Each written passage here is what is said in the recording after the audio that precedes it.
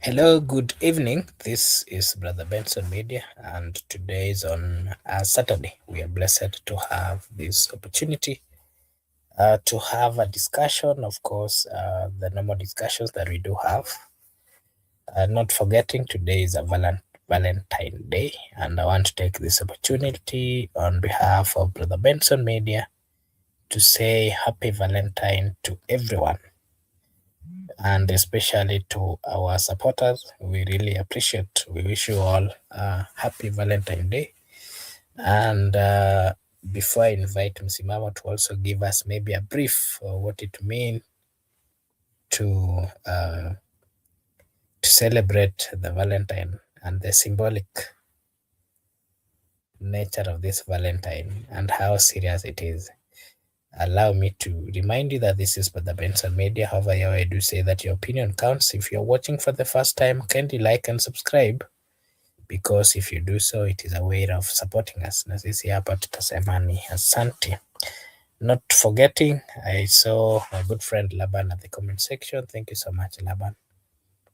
And Msimamo, you can say hi and maybe briefly tell us how your Valentine has been and what it means. What is it all about this Valentine?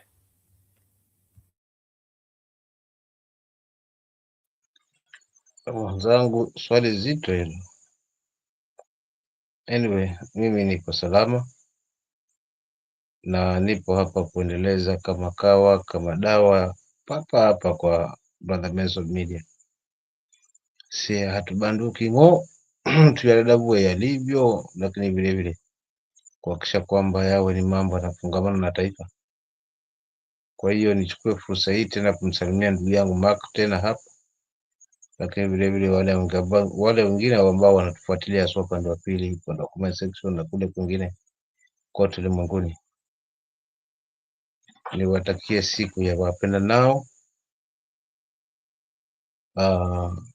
Na ukipendwa upendeke, na wewe mwenye kupenda nawe upende na zaidi, maana ni siku ya kipekee, siku ya wajalia nao.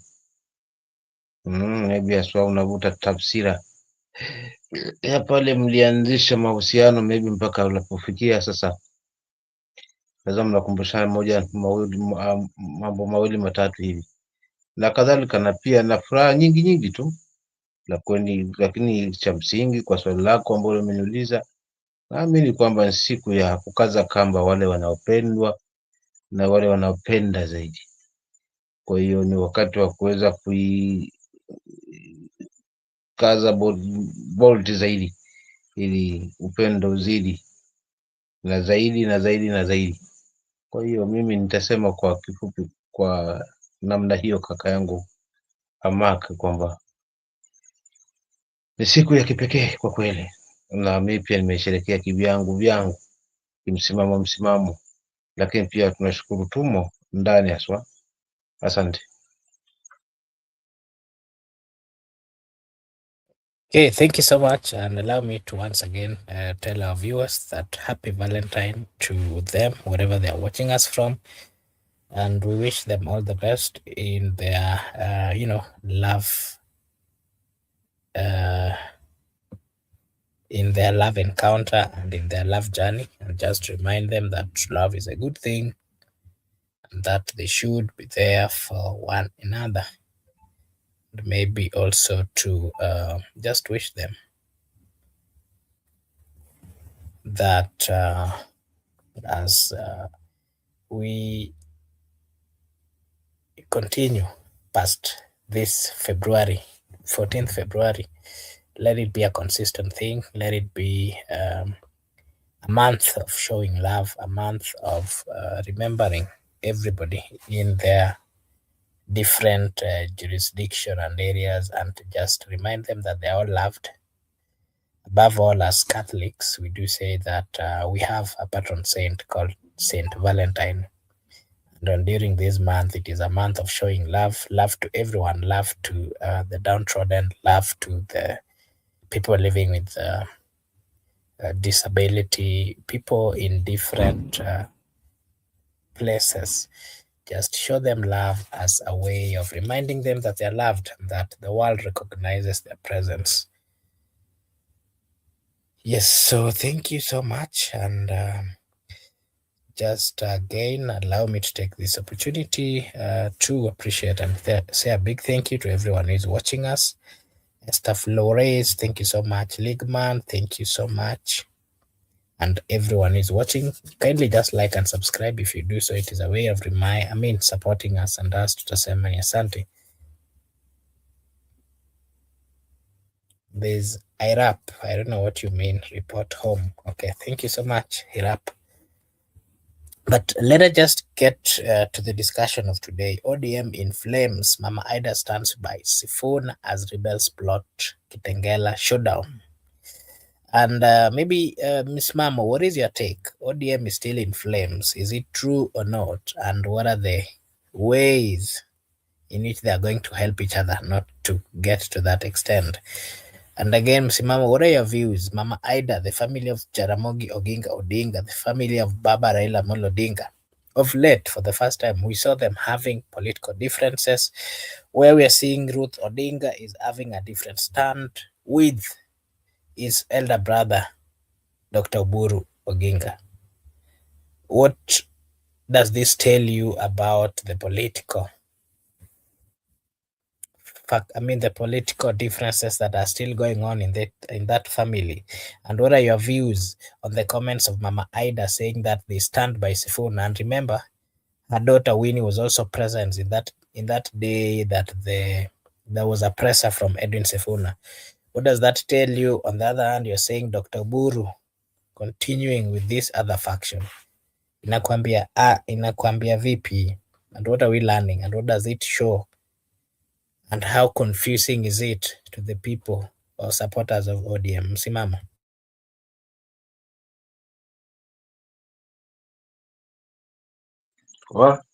Najua mambo ya ODM mimi nimekuwa sasa nikiongea on daily basis hapa mpaka nanisaulisha sasa stand ya chama changu. So itabidi sasa hivi nipunguzie kidogo angalau na mimi niimarishe kwangu, maana anyway, mimi mtazamo wangu ni kwamba kuna kizungumkuti,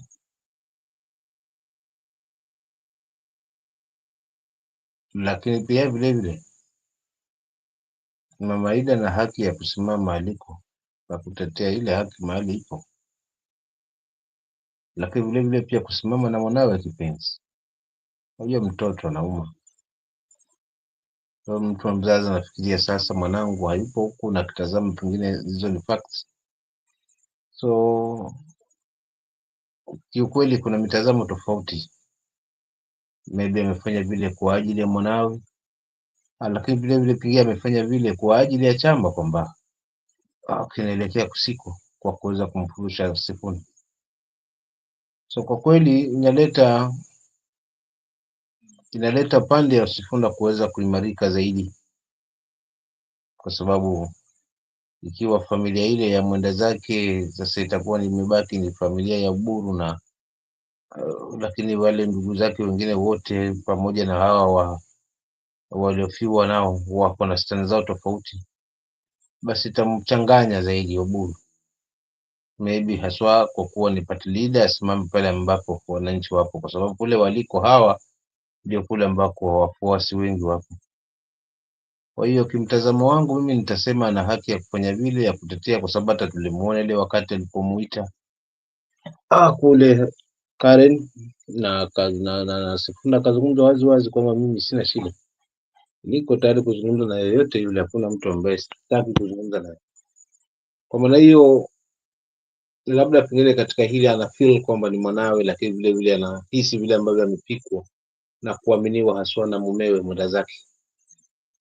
Winnie naye pia ana haki za kusimama kule ambako anaona ni sahihi, kwa maana yeye ndo ametembea na mzee kwa muda mrefu na naimani kwamba anajua vitu vingi zaidi. Kwa hiyo haitakuwa inapendeza kama kina Kajwange wanamwambia ondoka huko, toka huko, tutakusaidia mtoto wetu. Yani it's like wanabembeleza angalau warudi huku kuleta strength nguvu fulani hivi kwa upande huko ambayo imeweza kupungua, kwa maana kama kwa kweli machoni kwa wananchi itaonekana kwamba familia ya mwenda zake yenyewe inapingana na swa na mpango mzima broad based government, itakuwa inamaliza mazima thamani ya hii inayoitwa broad based government. So nadhani wananchi wako hapo kwa mama alipo na kwa Wina alipo na kwa stanza za Sifuna. Kwa hiyo ni lazima hawa wabembelezwe kivyote vile. Tumeona Kajwang, pili Kajwang, si nani yule aliozungumza mpaka yataka kulia mzee wa watu kwamba toka huko, huko siko, njoo huku, tutakulinda, tutatembea na wewe, tutakusaidia Wini. So ukiona Wini akibembelezwa hivi, jua mambo si mambo upande huo, kwa sababu picha itakayotoka hapo baadaye sio itakuwaje. Lakini pia najiuliza kama kesho pia Wini itaonekana haswa katika ile rally, unajua itaipa broad based hiyo nani ODM ya broad based government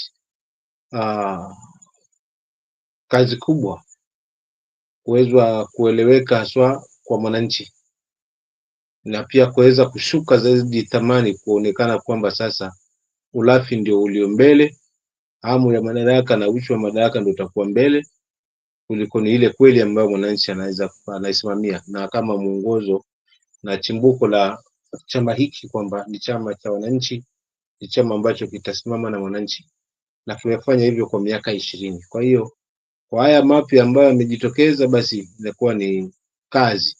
Kwa kwangu mimi ni faida kwa upande wa kina Sifuna na kwa upande wetu haswa ambao tunaona kwamba hii regime haina budi la kwenda udhini miaka mitano, kwa sababu kwa hii miaka kidogo ambayo imeweza kuwa hapa imejionyesha rangi yake halisi. Kwa hivyo kama mimi msimamo, siwezi danganywa kwa mwaka huu 2026 2027 wakati wa uchaguzi ndo tumetengenezewa kila kitu kwa mpigo, basi hiyo hujua kwamba nasi tutakaa tena kwa miaka minne kule mbele, tukiwa sasa jamaa wanajiimarisha kuregesha zao zile ambazo wameweza kuzimwaga wakati wa kampeni ama na wakati kama huu. Kwa hivyo sifungamani na wao kabisa. Kwa hiyo ndo utangulizi wangu kaka, kwamba Mama Ida nadhani atatoa suluhu vizuri swa kuelekeza ni wapi mzee wake alipokuwa, maana akisimama kule ambao kwa kina Sifuna, basi bila shaka wasiwasi wangu ni hii kazi aliyopewa sasa na huyu rais kuweza kumteua, sio napo watasemaje, maana huku kakubali na huku nako anapinga. Sasa hapo kidogo ndo kunanipa maswali, labda utanieleza ndugu yangu, lakini kiukweli ana haki ya kufanya hivyo, kusimama kule mwanaye yupo, lakini kule kwenye haki ambapo ipo kama mama haswa. Asante.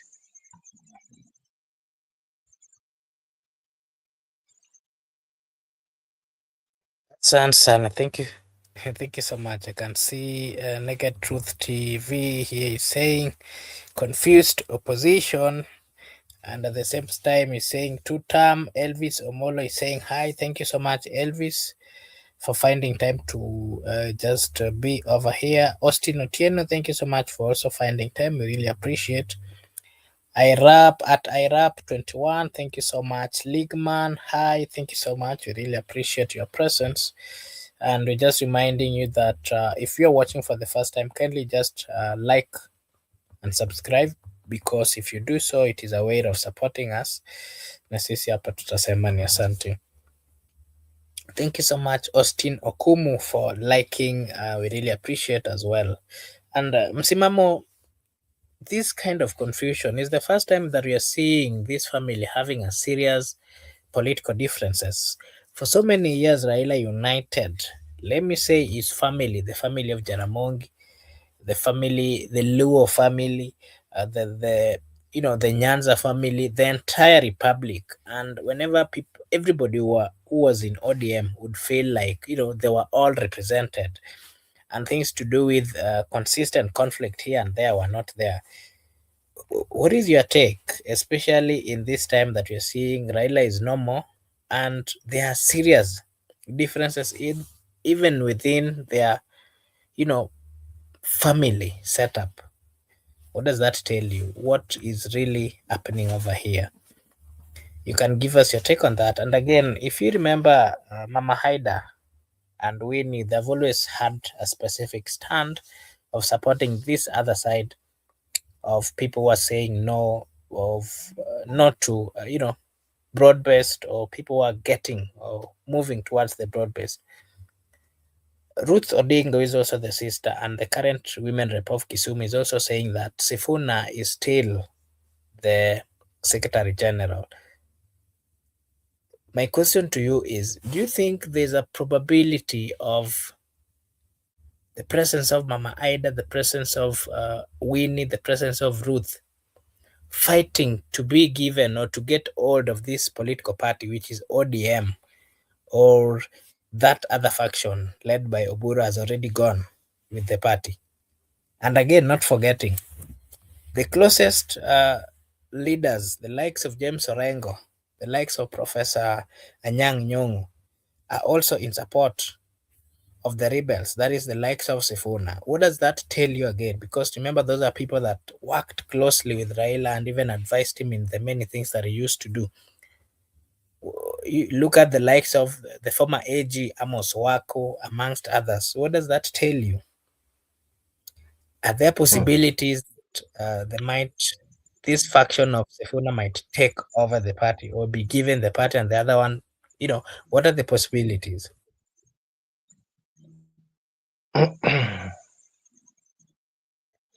Unajua,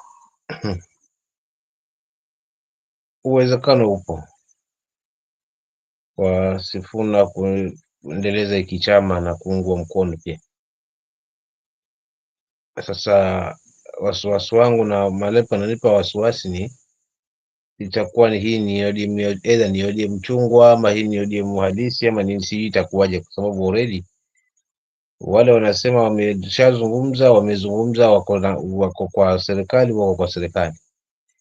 lakini kama hawa vigogo, kama watu wazima ambao ni wakomavu katika siasa na wamefanya mengi katika nyadhifa tofauti katika hili siasa, kama kina mzee Gumo na kina huyo mzee wetu Amos Wako, kwa kweli kuona kujitokeza wakisimama, wameona mambo si sawa, na mwananchi pia ashaona kwamba mambo si sawa, kwa sababu ni juzi tu tuliambiwa kwamba Azimio ilikufa kitambo pale ODM ulitoka Azimio. So nilikuwa najiuliza ilitoka lini, kwa sababu kikatiba, kisheria nashangaa. Kwa hiyo kama Azimio ilikufa, je, ndio ilikuwa ni plan ya kuweza kusambaratisha Azimio na pia na chama chenyewe haswa husika?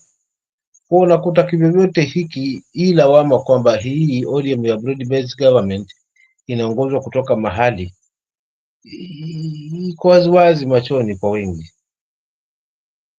Mfano leo nimeona pia Jalango akizungumza, sijawahi kuona kiongozi akizungumza hivi akiita ODM na akisimama tena hapo hapo akiita ODM at the same time, huyu ambaye anagombania useneta. So nikashindwa Jalango ama yuko UDA ama yuko ODM, kwa sababu kwa kila anavyozungumza, kwa kila speech zake alikuwa zizungumza zinaishia huko kwa UDA, yani it's like kiguu ndani kiguu nje. So for real, chama hiki lazima haswa vichwa visimame kama hawa wazee wetu ambao tunaona wamesimama, kina Mama Ida, kina Mzee Orengo, kina Anyang' Nyong'o, akina Amos Wako na lazima wasimame. Nadhani vuguvugu hili ndio ambalo litabeba haswa ufuasi na umati na kulemaza kabisa hao ambao wamekimbia kule kwa kutaka position, haswa ile ya pili. Maana Oburu mwenyewe amezungumza kwamba sisi hatuna shida hiyo ya kwanza, unaweza chukua, lakini hii hapa katikati ya pili lazima tuipate. Lakini pia vile vile nimesikia wana Mombasa nao huku wana ODM wa Mombasa nao wakisema kwamba uongo, this time around lazima sisi tupewe haswa top seat na tuko naye hapa Joho. So nashindwa kuelewa nini hapa kinapikwa, kwa sababu mwisho wa siku sijui nani atasimama 2027, kwa sababu kila dalili inaonyesha kwamba Kindiki, huyu jamaa wangu, sidhani kama atatoboa kwa demand hizi ambazo wameweka haswa kwa serikali. Hawa wanavuta. So it's like ODM hii ya broad based government imekuja kwa moto, lakini itaondoka mapema na kupisha ODM halisi ambao itasimamishwa na hawa vigogo ambao tumewataja hapa, wakiwemo hawa wazee wetu na pamoja na mama na familia. La mwisho kabisa, baba alikuwa na kazi kubwa. Mzee wetu Raila Odinga, Mungu roho yake lazima ilipema peponi, alikuwa na kazi kubwa hata kwa familia. Unajua, unaweza kuwa mzee una umri, lakini sasa akawa ni muumba kishani haswa. Kwa hiyo kubwa si tatizo, kubwa ni ule unavyojisimamisha mwenyewe kutoa maamuzi yenye tija, haswa pindi haswa katika kwenye familia ama kwenye taifa ama kwenye aina yoyote ile. Unaona, so hapo unapotoa suluhu, hapo ndo unaonyesha ukomavu wako. So naamini kwamba hata kama walikuwa na tofauti zao, lakini hazikuwa ni nadra sana kuzipata haswa peupe kama hivi, kumaanisha kwamba Raila alikuwa ni jembe kwao, lakini vilevile ni jembe katika taifa. Pili ni ile kwamba Uhuru angesikiza kwanza hii familia ya ndugu zake kwanza. Kweli amechukua kiti, lakini kwanza wakae chini, waulizane, wasemezane. Ikiwa kuna mambo mawili ambayo familia ya mwenda zake inaona kwamba lazima, basi wape nafasi yake. So angetulia, haingekuwa haraka hivi, kila mambo yanapitishwa haraka haraka hivi, kana kwamba yamepikwa mahali ili mtu kulipiza kisasi. So kwa kweli nafikiri hili linatamausha kwamba sasa hii mzee ni yeye aunganishe boma lake, ni barua aunganishe chama na aunganishe boma lake, kwa sababu ndugu yake kashakwenda, yeye ndiye mtu mzima. Basi aunganishe boma lake na awape sikio, awasikize haswa, na awape sikio wana ODM wote, watoe maoni yao, mwisho wafanye maamuzi ya pamoja, si maamuzi ya wachache, ili wengine kulipiza visasi kwa wengine, kuonekana kwamba alijifanya. Nimeona mwingine akisema amejifanya Sifuna na kelele, yuko wapi sasa? Nilidhania atakwenda na watu, lakini watu wamewacha na ODM zitaendelea tu. Yaani vitu ambavyo kwa kweli havileti uwiano, bali vinaleta chuki na vitu vya ajabu ajabu. Kwa lazima iteke kwamba hii ODM ambayo ni ya kina Sifuna, utashuhudia hawa wazee wote wakiibaka, kwa sababu wanasimama kwa ajili ya mwananchi na kwa ajili ya taifa, si hawa ambao wanakimbia kwa pawa, ambao kwa kweli kila kukicha ndo wanazidi kudidimia. Na kama hawataleta value kwa huyu ambaye ni mwasisi wao, ambaye ndio kiongozi wao kwa sasa hivi, ya nyuma ya pazia, kama mambo hayatakwenda, hawata deliver, sijui wakija wakitemwa itakuwaje, kwa sababu tumeshuhudia kwamba bwana kwa kutema watu haswa ni namba moja. So siku ile watatemwa kwa kukosa kuleta value kwa upande huo, itakuwaje? Na ndio makosa kwamba hoja imekuwa nitulie zaidi, ili ifuatwe, si kufata. Asante. Okay, thank you so much, Simamo, for giving us your take. Allow me to also welcome our good friend Kip. It's been a while. Thank you so much for finding time to join us this evening. And today, of course, we're just having a topic or a discussion based on what has been happening in ODM and the comments of Mama Ida standing by Sifuna. And the other day, we saw Winnie was also present in that particular presser that was being released. You know, ODM is still in flames. That is part of the discussion we are still having here, Bwana Kipril. And since you've been away, maybe you can just give us your general view on what you've observed in ODM since the demise of Baba Raila Moloding.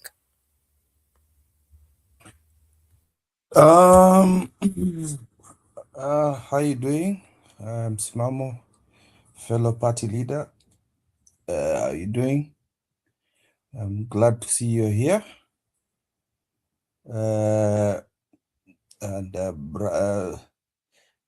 And my host friend, I did not know you're Catholic.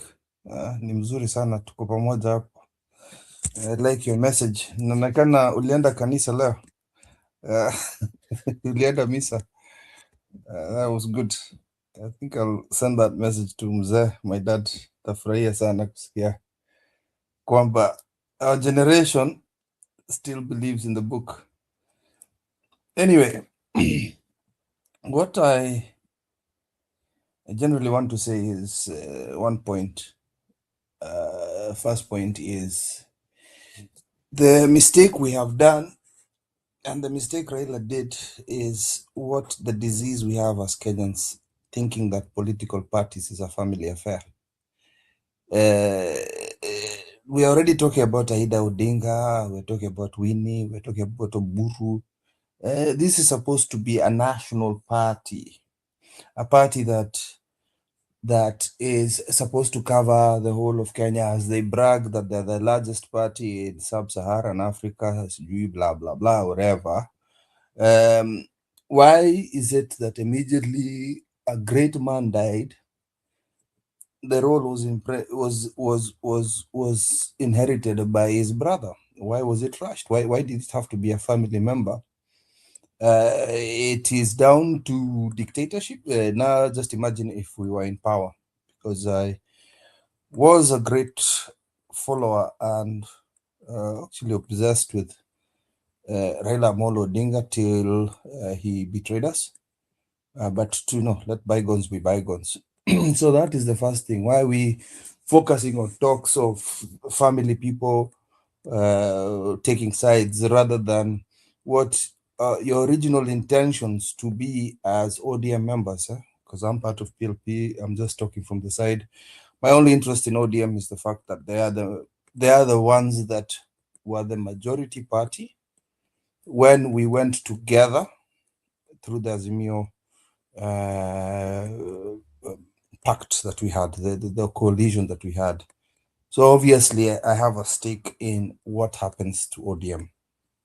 Now that PLP is back to Azimio, it concerns me. So for me, it is quite a tragedy that we're discussing families, we're discussing family members, and we're analyzing it and looking at speeches from these so-called leaders every day, trying to score goals and abusing one another, rather than talking about why they want to go to either side. First of all, what Raila and what Sifuna had signed is illegal. It's absolutely illegal. What they call broad-based government is absolutely illegal, because that is what the constitution was intended for. BBI was cancelled by the people. The people did not want the so-called NADCO, whatever it is. These legislators are supposed to come together and legislate towards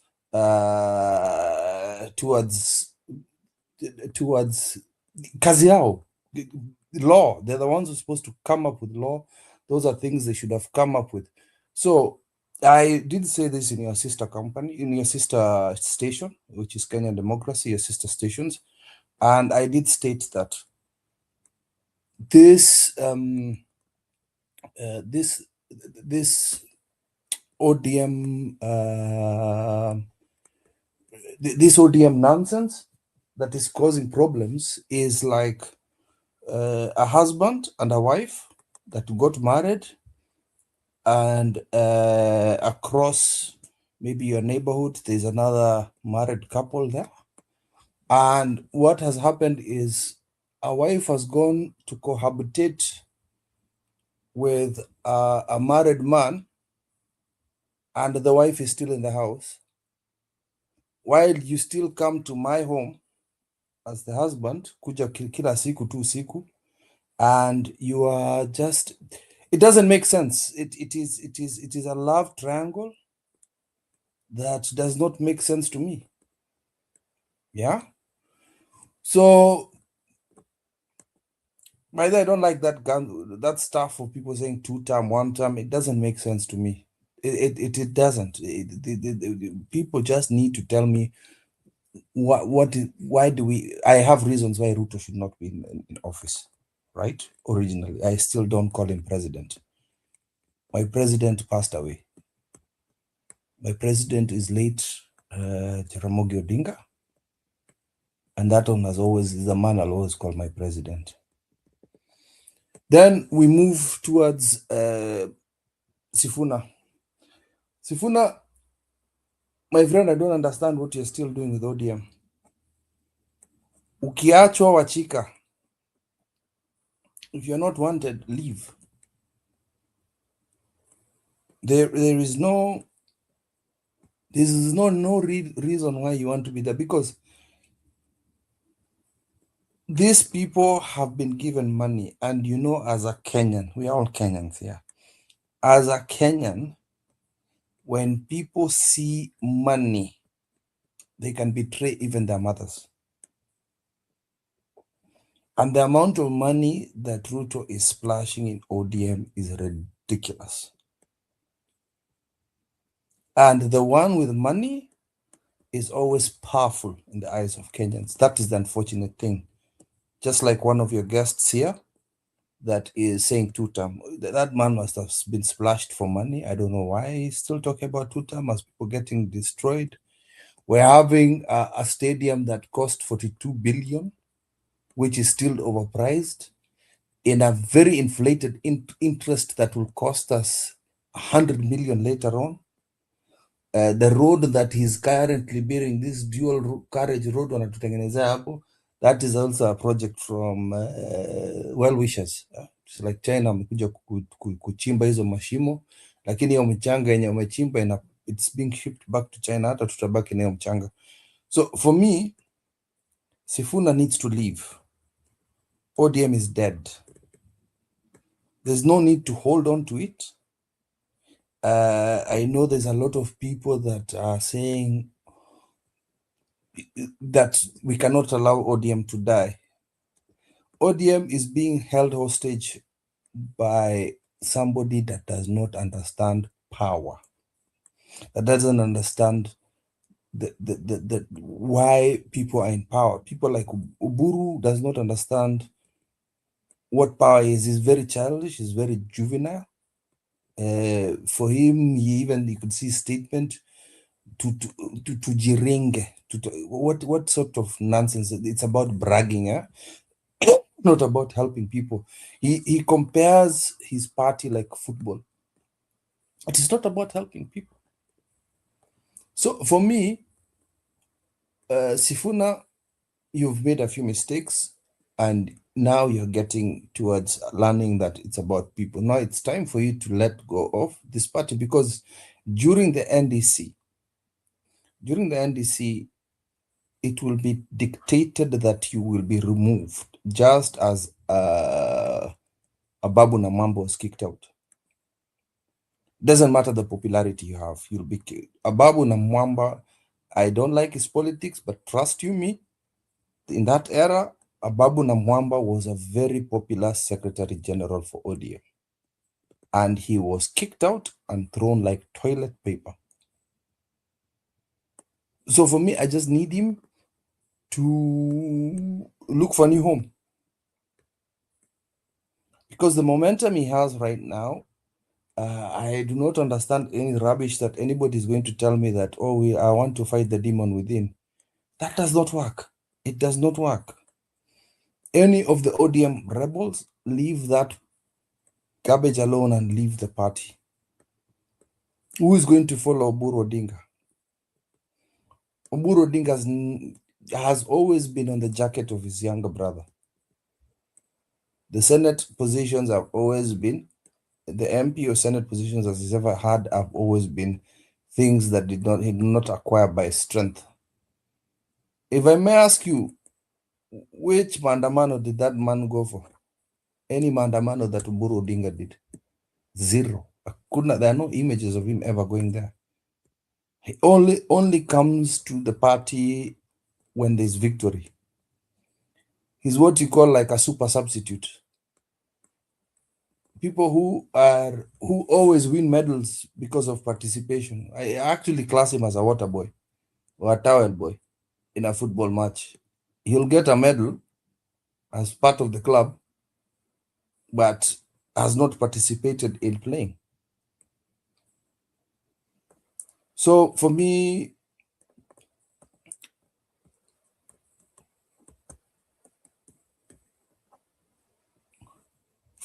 the thing you should focus on is Kitengela, like you said. Yeah, I like the rebels there. I like how that is the 1 inch. That's the people. That is the people reacting. But big political wigs, ODM, I think people should just form.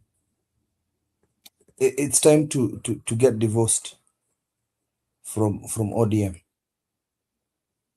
because seriousness is coming from the current, what you call the opposition. That is where serious headwaves are coming. You can see we are more organized than before. There's no dictatorial discussions like we had late Raila Jaramogi Odinga do to us. where he made ultimate decisions by himself, and his brother is trying to do the same. I have never liked the politics within ODM. ODM have never done politics the right way. Most of the rubbish leaders that we have right now are not chosen by the people. They are chosen by money. Only the strong ones like Sifuna, Babu, Orengo, guys who came through their own, connection with the people. Professor Nyang Nyongo, but the rest used money to get into power. Who the hell is Gladys Wanga? Who the hell is Mbadi? Mbadi lost his seat in Suba. Who the hell is Junet Mohammed? Without Raila Odinga, Junet is not going to make it in his current constituency.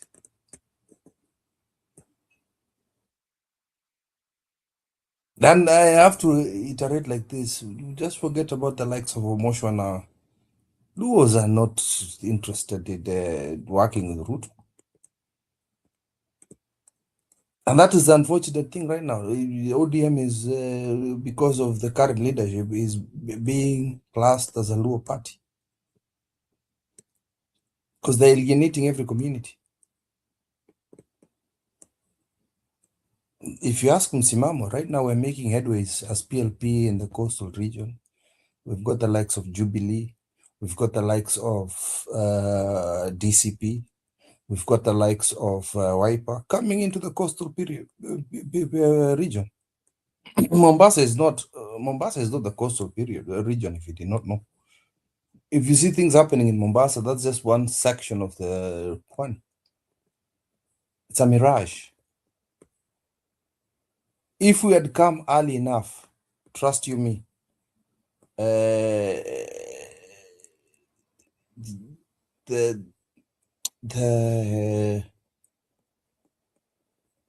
Kilifi seat would have been taken.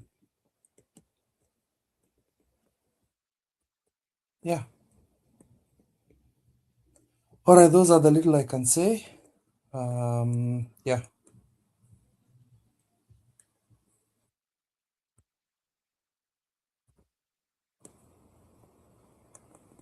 Unfortunately, I did not hear Ada's speech. I can't hear you.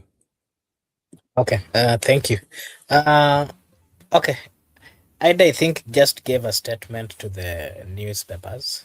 She didn't really have a speech. But again, maybe just your view. We're seeing, just like you did mention or you did say, the party has been turned to look like, a specific tribe's party. And we are seeing a lot of people questioning that, because if you hear the language that is being used by some political leaders, then it tells you that they do not really care whether this party is going to exist or not. But the likes of Sifuna, the likes of Babu, James Orengo, are saying that this party has to continue, and it will continue when they give a chance to the people who are supporters of ODM to decide the best way to move. But on the other side, we are seeing Dr. Buru and his team saying that they've already made the decision and that they are going to broad-based. So maybe your take, if you remember very well how ODM was formed around 2007, they've always had this culture of engaging the people. The many times that Raila went for presidency and failed, he used to go back to the people and just have, listens to them and then makes another attempt. You would do that several times, and it was seen as one of the parties that really considered listening to the ground. At this point where we are seeing the top organ led by Dr. Buru are making decisions without really getting to hear the views of the people. And again, remember when they said that Edwin Sifuna was removed from the party, quite a number of people deregistered themselves from that particular portal.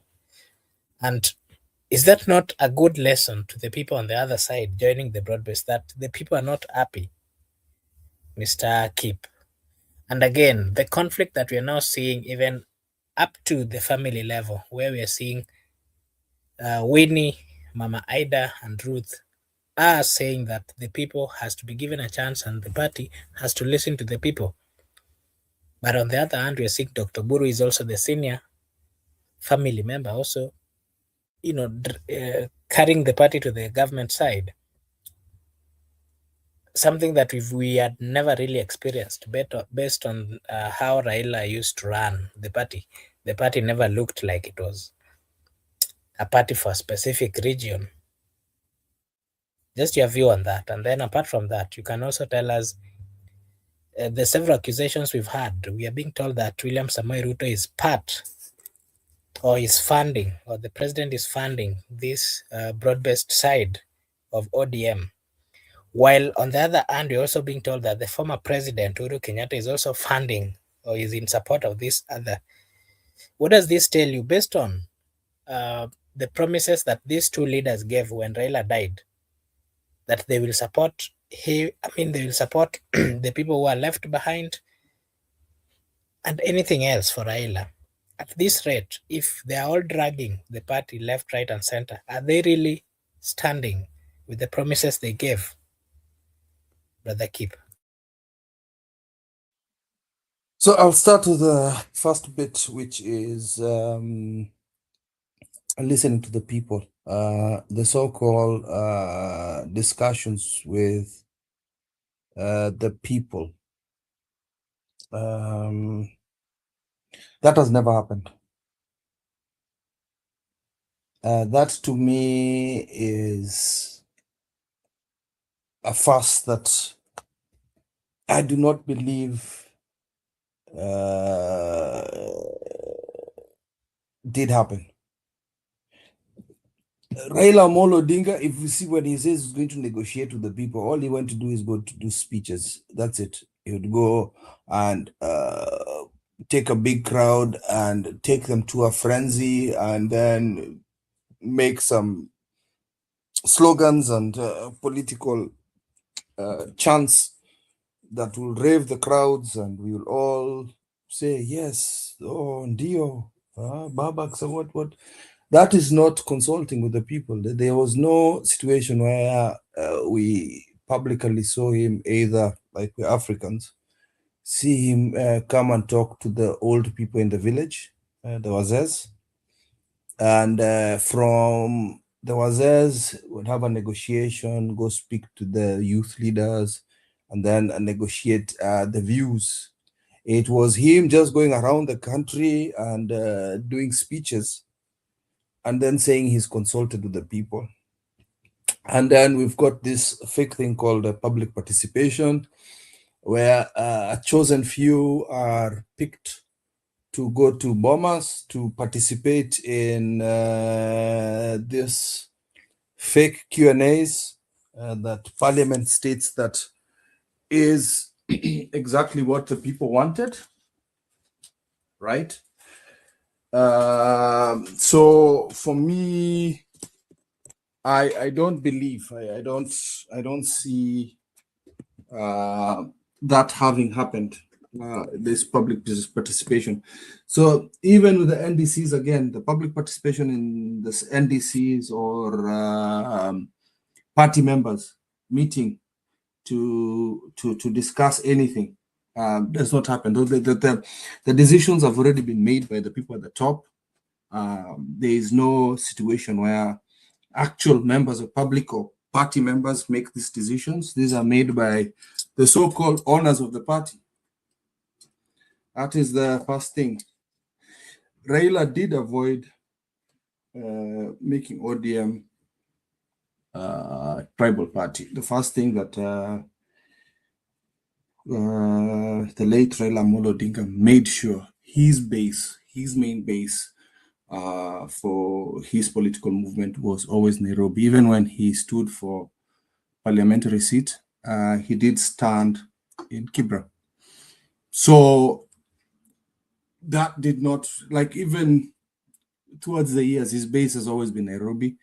And that is where the people did believe that Raila's initial intention was that we're not a Luo party, we are for everybody. Even me from my community, when Kanu died, we did graduate, gravitate towards ODM. It's just that Ruto came in with the URP party. So that is one of the greatest things that Raila did. But since the predominance of the Luo party, the Luo community, because the leader it's not a bad thing. We're all human beings. Yeah? So majority of the members or the majority of our seats actually from the Luo community. So there is that sense of gravitation towards thinking that ODM was originally built for the Luo people, but it's not. Now, because of the inheritance and because of the assumptions that the party belongs to the Odinga family, it is gravitating to look like a Luo party. That is what we are seeing from the outside. It's becoming a village party. That is the unfortunate thing. So if this thing had gone to somebody outside the family, even if it was a Luo, and it was through merit, through strength, through respect within the party, so people respect this member of, like, just imagine if it was Professor Nyang, like when Raila was running for the chairmanship of the AU. Just imagine if that was the case. Nobody had any problem with Professor Nyang being the temporary holder of the position of party leader. Why didn't that happen? Why did they run to Oburu Odinga? Because they knew Oburu Odinga is weak. Oburu Odinga is weak. He's absolutely weak. And this is another thing I just have to give anybody that is sitting around the so-called governor of Homa Bay. Madam, even if Oburu Odinga is chasing for the deputy presidency seat, Oburu Odinga is so juvenile. Trust me, he's the one who's going to say, I am the one who's going to be running mate for Ruto. And there's nothing Gladys Wanga can do. Because any senior position always goes to the party leader. Our party leader is Martha Karua. Party leader for Wiper is Kalonzo. Deputy party leader for Jubilee is Matiang'i. Jean Wamalo is the same, and you can see those are the principles. Gladys Wanga, when the big boys are sitting in the table and negotiating stuff, there was a funeral that happened the other day, actually. I think it was in Ukambani.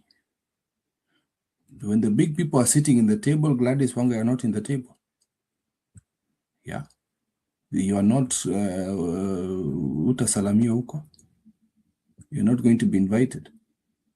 So if you're timing for that, I apologize for you, Gladys Wanga. You're not, I'm sorry. It is Oburu Odinga was there. He sat with the Jean Umando, he sat with the Kalonzo Musyoka and the likes. Yeah, thank you. Thank you so much, good friend, Mr. Kip. Thank you so much for finding time to join us, and to our viewers, just to remind you that this is Brother Benson Media, and over here we do say that your opinion counts. If you are new, kindly like and subscribe, because if you do so, it is a way of supporting us, na sisi hapa of course tutasema ni asante. Allow me to welcome Mr. Ben. Ben, karibu sana, na utuambie leo ni Valentine. Hii Valentine mambo iko vipi? Umetuma flower ama namna gani? Valentine iko shwari. Sijatuma flower, wacha nichukue nafasi kusalimia Kip. Ni muda mrefu sana tujakuwa naye katika kikao. Saa zingine nikiingia mahali naona tu ana comment chini. Kip, habari gani? I'm happy to be here. Happy Valentine's. Thank you so much. It has been a minute. Yeah. I know. Okay, asante sana. Marco Bura, Valentine is Valentining, and everything seems to be okay from all quarters. I cannot complain. But also, we are also looking at the political landscape of what is happening in the country currently. We are seeing both the faction of the Oburu factions are in Mombasa, and we are also waiting for what is going to happen in Kitengela tomorrow with Linda Mwananchi. We are also seeing the issue of deputy president position, especially between ODM and UDA. There's quite a lot that is happening, and also there's the division in Jaramogi's family, whereby we tend from the analysis, it is that there's that between the Oburu and the Raila family, because we have Winnie with on Sifuna side, and Oburu is on the other side. Yesterday, you listened to TJ Kajuang asking Winnie that he should abandon the Sifuna side and join them. They will protect her. That is according to the TJ Kajuang. That is what I can say. Maybe if you have a question to maybe to let me know which part do you want me to tackle. Okay, thank you. First, I want you to just give your opinion on the comments of Mama Ida, saying that she's standing by Edwin Sifuna and, of course, the rebels. Mm-hmm. And, this is a statement that is coming. Remember the other day when Edwin Sifuna was giving a press, Winnie Odinga was also there. And, after Mama Ida accepted the job that she was given by the president, the expectation of the people was that maybe they would let go, or they'll not speak, or they'll not be rebels within ODM. But she's still having that stand. What does that tell you? And again, in the family of Jaramogi, or Raila's family, let me say Jaramogi family, we are seeing Dr. Buru going his way, Mama Ida, Ruth Odinga, Winnie are also on their way. What does that tell you? Remember, Rahila, not once, but several times, united not just his family, not just his tribesmen, but the whole country. In something else that I want you to give your opinion on is we've had the president and, of course, the former president being accused to be part of those people who are making it difficult for ODM to run its affairs. The question I'm asking you is, you saw them during the death when they were giving their speeches, and they did promise that they will protect and ensure that the legacy of Raila Amolo Odinga continues. What then, should it be true, what is it that we are seeing as the people of Kenya? Are they protecting his legacy, or they are, doing away with his legacy? And what are your views on those as well? Okay, thank you so much. To tackle the issue of ODM, especially the Raila Odinga's family and Jaramogi's family, something that we have to agree that the ODM, despite the fact that it was a political party, also we have to admit it was an empire, business empire, especially when it comes to issuing of certificates. There was, I would say that there was a big money that was coming from especially the members. For instance, let's say like you are in a place whereby almost 20 people are vying for a member of parliament, and you pay maybe 250, and out of maybe 20 people is only one person that is going to be given that certificate, and the 19 people have paid to that 250. What and that money is already in the political party.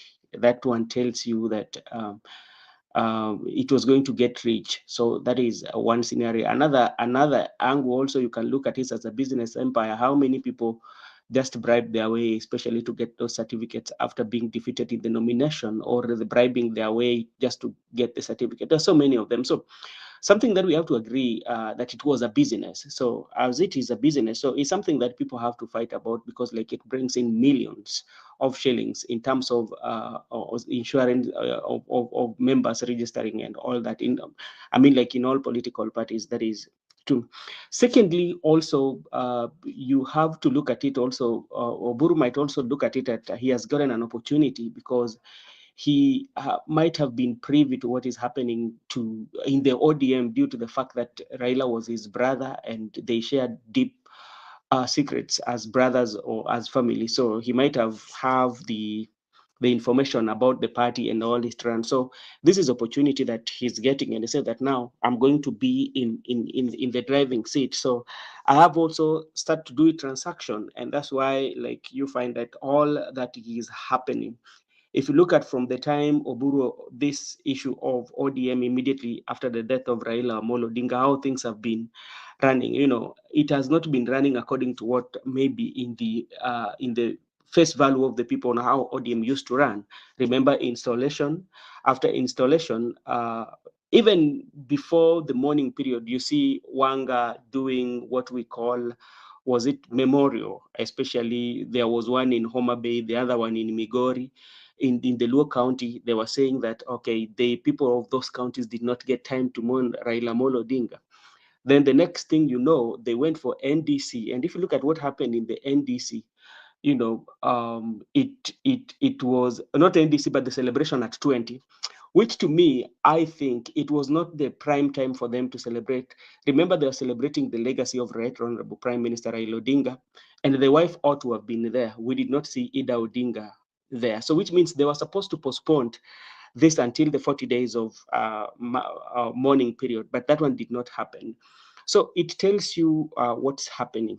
Then now, when again you come to Ida Odinga also accepting the position and still saying Edwin Sifuna is the secretary. you know, um, uh, Even from the look of things, even if you're not ODM member, from the public, you would see that things are not running the same way they should run. You just see there's something that is amiss on how the wing of Oburu are handling things. And this can give you a typical picture when they wanted to read the press out of the neck, especially. How do you come to read the press when you don't have full statement? You're still waiting for that statement. It tells you lack of preparation or caught unawares, or they were not ready for what they were doing. So with that, ODM, I don't think they're in the best interest of the country, but or the country or the people, like the family of Raila Amolo Odinga, but they're in the interest of I said that personal benefit, especially those who are running those decisions. They're not for personal benefit. You talked about what is happening about the UDA and the position, and I agree with what Kip said, especially when you look at politics of Kenya. The position that you're given, it is not given because you qualify, or it's not given on merit. It is given the population that you control. What's the population? That's why when you are coming on the table, they will ask you, what are you coming on the table with? That is what qualifies you to be given a position. Because I don't think when Kindiki and Rigathi Gachagua, for instance, in 2022 general election were being vetted during that position, Ruto decided to go with Rigathi Gachagua. And the reason being, he knew that Rigathi Gachagua was a mobilizer, and he would carry with him a lot of good population behind him. That's why he was given that position. But now, because he has gotten that position, now and what he wanted now, maybe he doesn't want Rigathi Gachagua. So when you are going for this position, if it reaches a point whereby Ruto is going to decide to give a DP position to somebody, it will not be a Gladys Wanga. It will be Oburu Odinga, because he's the most high ranking now in terms of leadership in ODM. And that's how it works. So Wanga will not get it. And it's again the position they are giving also, it is to lure people. But today I was having a conversation, especially with one of the journalists from Kisumu, and I was just trying to get the information of what is happening. And we talked, and he was telling me that despite the fact that what we are seeing in public opinion, it is not true. Because people are talking about development, that the government is going to give us development, the government is going to do development, especially in Lu region. But those development are not being seen, is quite few, and nobody has stopped them from doing the development. However much they say that Sifuna is stopping or Sifuna is sabotaging. Sifuna is not sabotaging the development that is coming. Remember, they have the CSS, that is Opio Wandai Mbadi, and Atandi as the budget chair. And right now, when you go to parliament, they have the numbers. Tell me what is stopping them from getting those roads that they want? Tell me what is stopping them from making that economy. Tell me what is stopping them from giving capitation to students. Tell me what is stopping them from especially paying SHA for the people. Tell me what is stopping them, especially from the children. Remember the students that were told to report to school without the school uniform. None of them have reported. And if they go to school, they're being sent home. So it is about personal interest vis-a-vis the interest of the country. That's what I can say.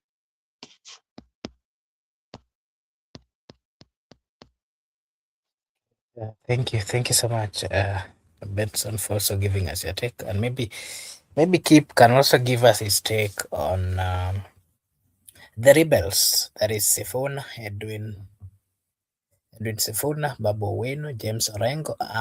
We're also seeing Winnie, amongst others. This group that is called the rebel.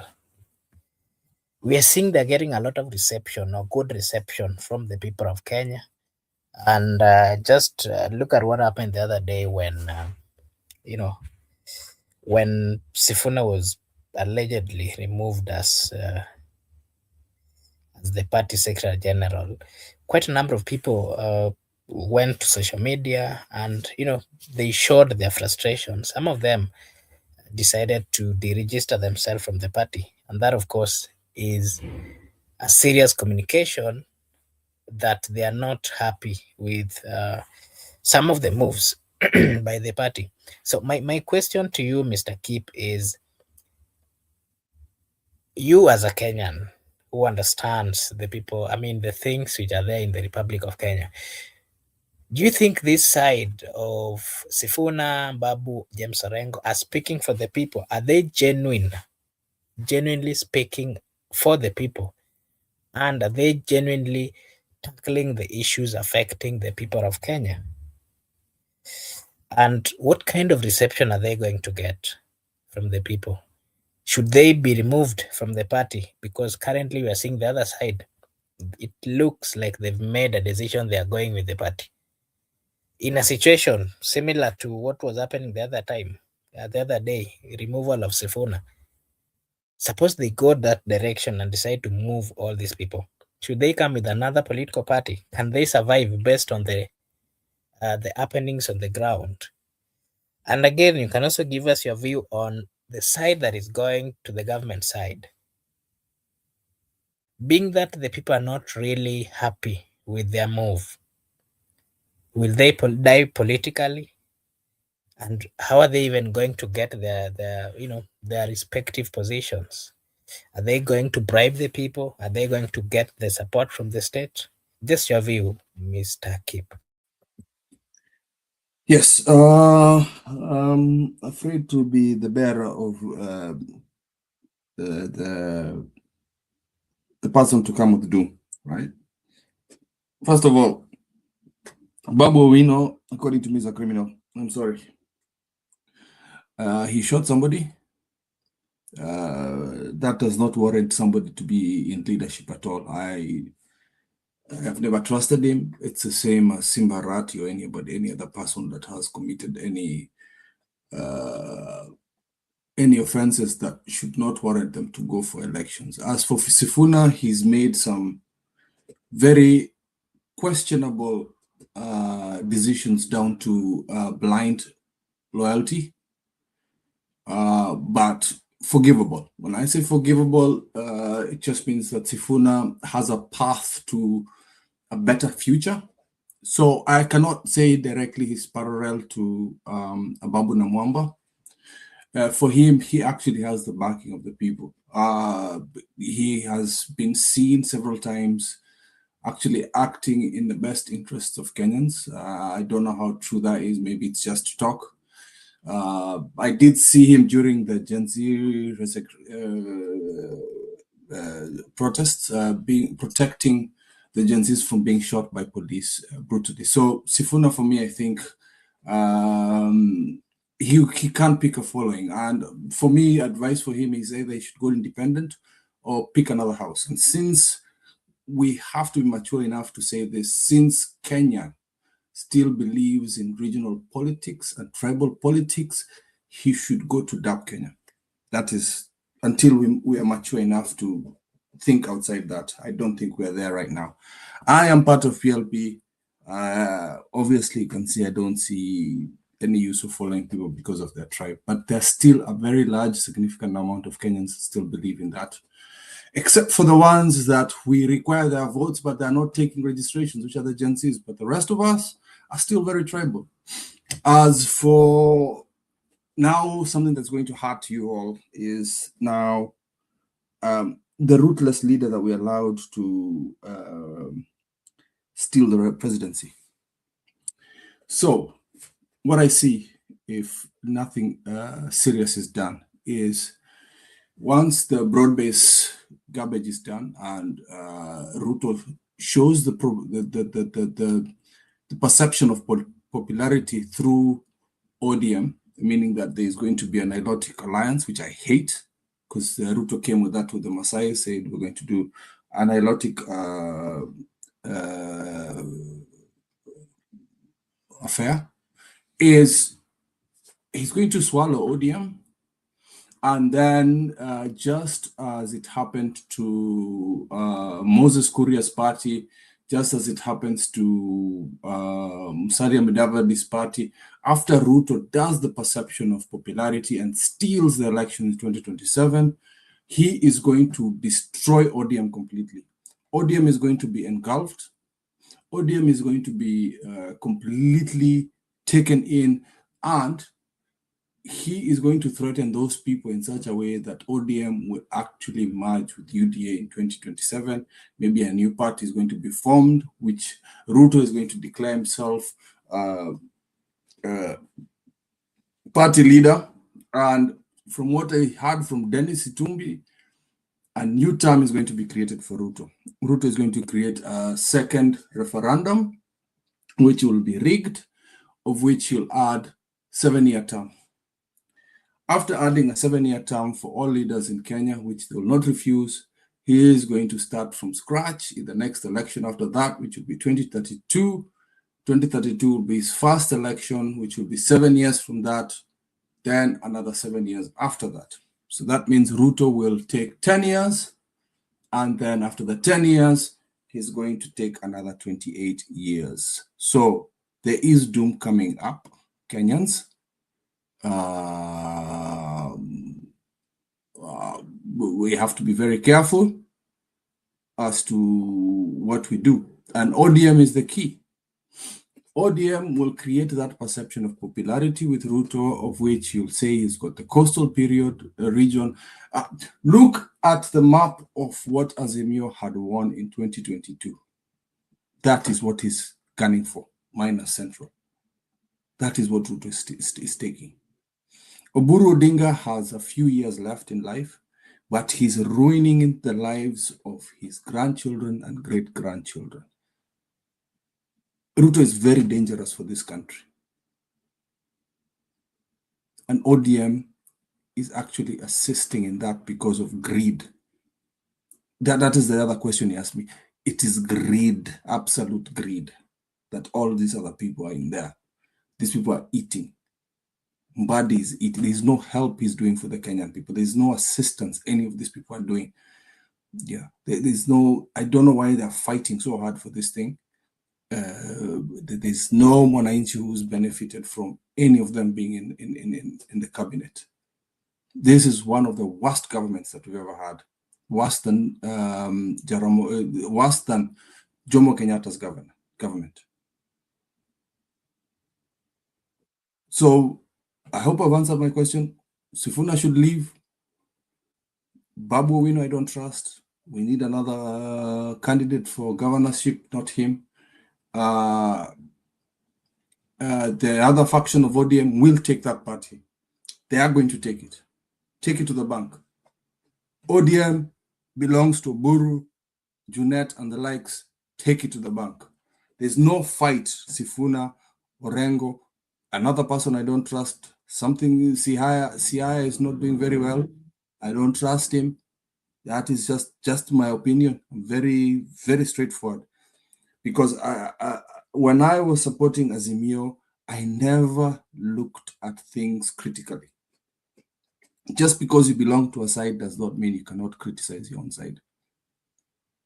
Once we understand that as Kenyans, we will see it. Somebody keeps talking about Aida. Aida Odinga has always said that she's apolitical. I don't trust it, but this is neither here or there. There's no influence she's going to do. Okay? All right. Okay. Thank you so much. But Ben, what is your take? What is your view on the role that Raila played? Of course, what is your view on the likes of Babu Owino and Sifuna and the team and the reception they are getting? Is it a genuine reception? Are they speaking for the people? And the other faction led by Dr. Buru, how are they going to survive? Suppose it is true that they're not really understanding or getting the views of the people. Marco Bura, the reception they are getting, because we saw that one in Busia, and we are seeing in the internet about Mimi Ndio Sifuna, all the printing that is taking place.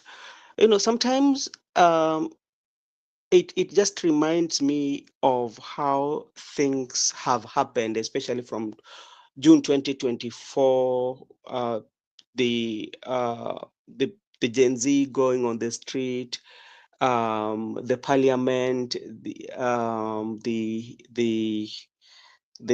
death of Raila Odinga, and how everything happened to what is happening right now. The only thing that we are not sure of, especially as the people, what will they offer to, what is the alternatives that they have, especially even though they are being classified as rebels of ODM. What alternatives do they have for the country, or what alternative do they have for the people? People might tend to have love them sometimes because of emotions. Remember what happened when Rigathi Gachagua was impeached? Like, everybody was behind Rigathi Gachagua and all that. So what, within this period, what alternative do they have? That is what we are asking. If they have very genuine, then they will maintain the love that people have for them. But if they do not have any alternative, I don't think it will last. As also I keep saying that the ODM is going with the Buru. That is a done deal, because the ODM right now is not controlled by Oburu. The ODM right now is controlled from the State House. Remember, Ostosi said. And even if you see the Ruto caps, and they had that Ruto wears, it has the ODM color and the UDA. And you saw what Jalango and members of ODM are doing in Nairobi, despite the fact that that one is not allowed, especially in political party. How do you have to make your political party strong if you are doing consultative meetings in Nairobi? It tells you that what the route that Sifuna has taken is not a route that is going to last for long. That issue might be in courts, but the people that you're dealing with, a situation where we've seen like the courts the orders of the courts have never been obeyed. So to me, I think they should just chart their own ways. If they want to form their political party, maybe that one might help them. But if they want to fight with Oburu, that will not work, Mr. Makobura.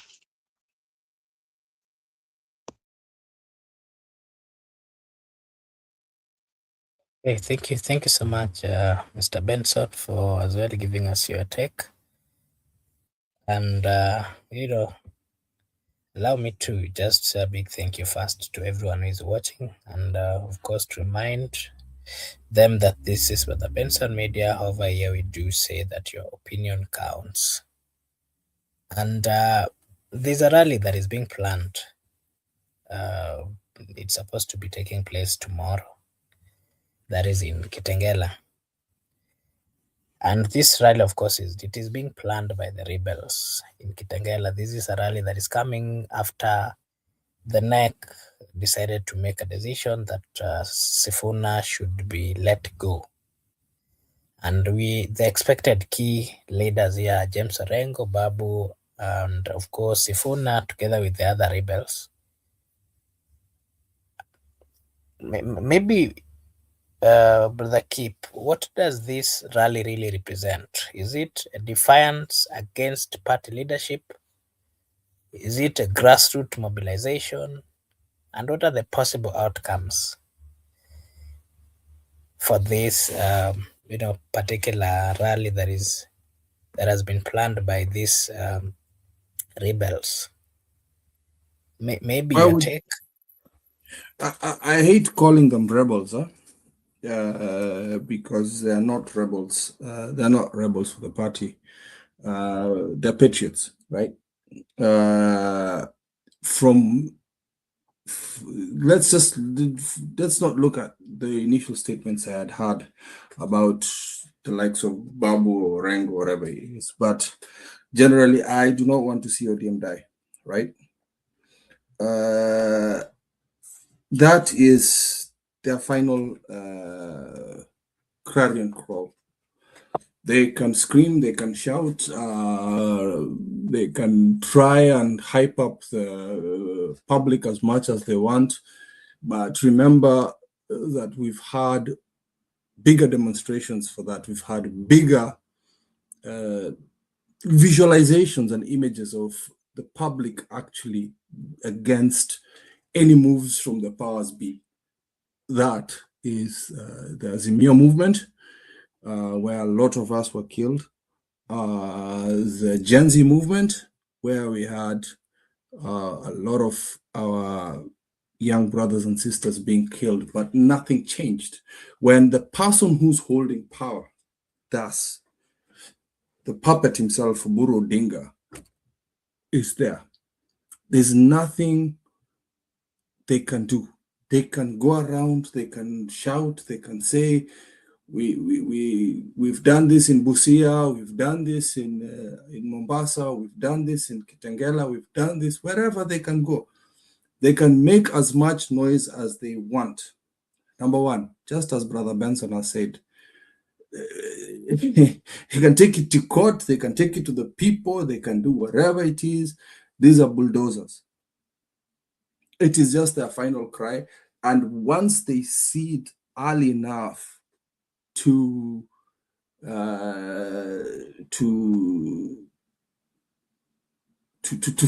start afresh, obviously they cannot publicly leave ODM. They should start appearing to want to leave. They should start preparing for their new homes, because it's a done deal. The reason why I initially stated that, as people that are watching these views or this show yourselves, you have to manage your expectations. You have to speak without emotion, because the last time we were here, we were watching a red carpet. We watched a red carpet being unrolled, and we thought that our great man was about to be given this word. So look at the past and see what are the possibilities and what is realistic. What outcome is realistic? Yes, the court has stopped the gazettement of the Secretary General position. But what happens next? They will have an NDC and they'll kick them out. What stops them from being ousted by Oburu Odinga and the likes? Ruto can just oust them from the party, put them through, what do you call it? Through a disciplinary tribunal in ODM. As you can see, all of them are through that because they've been paid. They go to court, waste their time going to court, which will tell, look, Gachagua is still doing his court thing right now. It's a long time since he was impeached. He's still in court. So why waste your time and money on that? Don't waste your time. Just let go and move on. Yeah. If the party was stolen, if the election was stolen, and Oburu is blaming Uhuru for not helping them ascend to power, how did he expect Uhuru to do that? So they would rather shift blame. No, it is just the only. First of all, Uhuru is a spoiled child. His uncles are the ones who, when I say his uncles, is the political uncles from the Moi regime, were the ones who helped him run the government. And towards the end, it was Raila who came with his morality that helped him. Just like Raila was a demon to the Ruto faction, they need a new demon, and that is Uhuru. This is just optics. It's probably something that came from State House to state that we need a boogeyman. You see, anybody that is in the wrong side of political function needs a boogeyman. And since Raila passed away, Ruto's big boogeyman is Uhuru. That is his boogeyman. For me, I'll just tell you the truth. I've never liked Uhuru's politics. I've never been a fan of him. So says him tetea other than that. Because the first thing is, he's one of the reasons that we're in this mix. We're in these problems right now. If in 2013 that election was not stolen, would we be here actually right now? Probably I would have never met the two of you because life would have been so sweet. Yeah. All right. Thank you.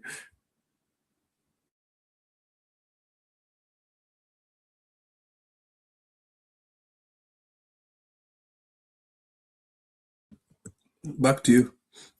Okay, thank you. Benson, what is your take?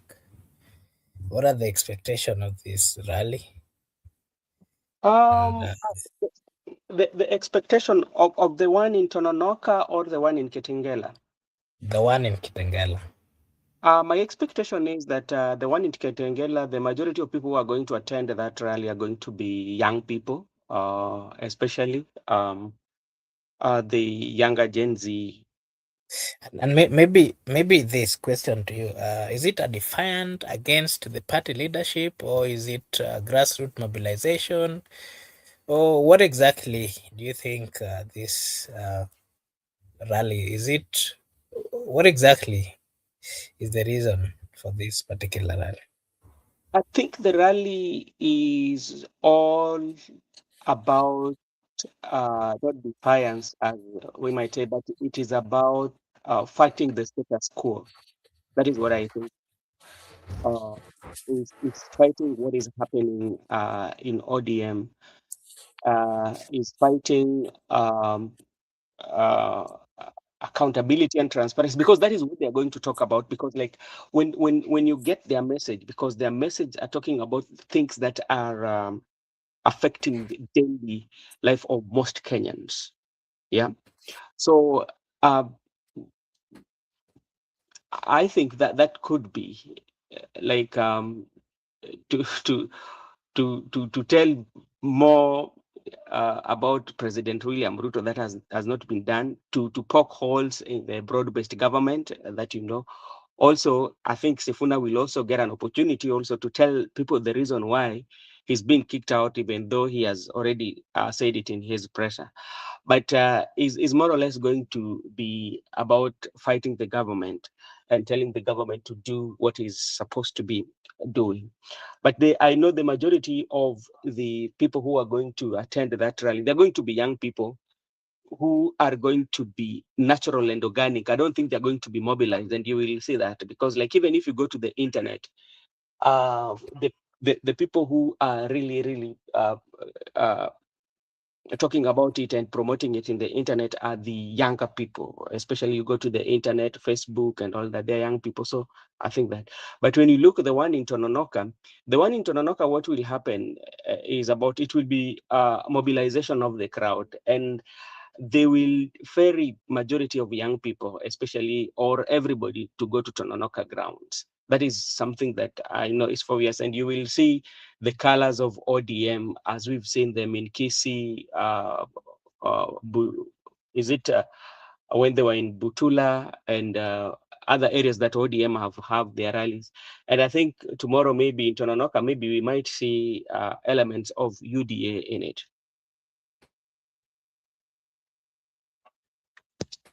Okay, maybe just before you go, you've brought in the issue of ODM. Yesterday, if you saw the rally that was there planned by the likes of Jalango and some members of parliament within Nairobi, they were putting on both ODM and UDA colors. And if you hear the comments of Jalango, he was saying that it is now ODM combined with UDA. And he had even actually changed the what? The phrase. He partly took a part of the ODMs and the UDA. Just my question to you is, what is just your view on this kind of arrangement? Is this something that is being planned today, or this is something that these guys started long ago? Because if you look at the behaviors of the likes of Honorable Jalango and how you know how happy and excited they are with this kind of competition, is it a plan that they were having before of maybe ditching ODM, or what exactly is happening? The level of excitement is on another level. Just your take, keep. I No, mean, Benson, and then keep. you know what is happening, Makobura? This one just confirms that all these political parties, especially the ODM and the UDA, are are being managed by one person. You know, because if you look at how political parties worked, there is no way in which two parties can don different the same at the same time before having even any partnership agreement or any coalition agreement. That one goes against the spirit of political parties. So what does this one tells you? It tells you that ODM or UDA is really being managed by the UD. I mean, ODM is being managed by the UDA. And that's why you see somebody like Jalango is very happy, saying that he's going to get the senatorial seat, and in the morning he will send Sifuna to Kandui. So, and if you listen to their talks, it's all about about election.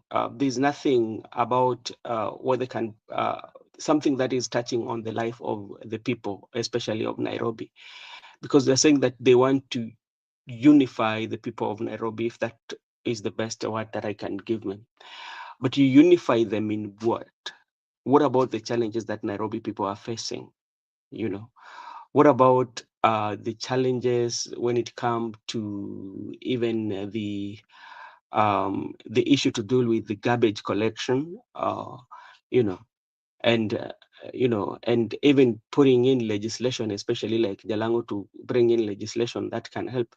But it's all about the election of next year. That's why you see people like TJ Kajuang, is it this lady from Dagoretti is called who? Of ODM. Battery Selachi, you know. So Bakobura, there's nothing there. It is that like ODM is being controlled, and I'm telling you, this is my observation. If you want to know the party that is going to get the biggest casualty in 2022, we will be here, and you will bear me witness. Is ODM. ODM will have the greatest casualty because remember, ODM. Look at back then when we had LDP, when LDP was being formed. How many MPs did they have? ODM did not even have 30. If more, I think it's 30 MP. You can go and check. And ODM, especially in the leadership of Raila, got his strength from Western Kenya, got his strength from coastal areas, got his strength from when you go to Turkana, all these areas. Yeah. And even if you look at even the votes that President William Ruto is looking for, especially just to remind the people from the post, you know, I mean from Luo Nyanza, you know, how many did they give Ruto? Maybe the Luo Nyanza almost gave Ruto around 2 million, yeah, in combined, yeah. So when you take that 2 million, how many did the Central Kenya give Raila Odinga? Was almost 1 million, and so which means they only their number was only above the one for Central Kenya with only around 600 and all that. Yes. So it tells you that with what is happening, ODM, with how they usually do their nomination in a bad way. Okay. All right. And on the way they do their nomination, it means when they shall have given the people who are aligned to them, especially let's say if it is controlled by Gladys Wanga and Junet Mohammed, they will only give people who are very loyal to them. So which means the people who might not be loved on the ground, they'll not give. And that's where UDA is going to come in. So UDA is going to be a fallback, especially in those areas for those ODM members who are going to be disgranted by the nomination. And that's how the UDA will have number of MPs more than the ODM. And what will that one make for President William Ruto is that when it now comes to negotiation, President William Ruto, just in case if he wins, let's say that now you want to look on how you want to work in parliament, President William Ruto will not negotiate with ODM, but he will negotiate with the united opposition members who have majority of members of parliament so that he can avoid impeachment. You know, so that one means the ODM will not be very useful immediately after election to President William Ruto. That is my take.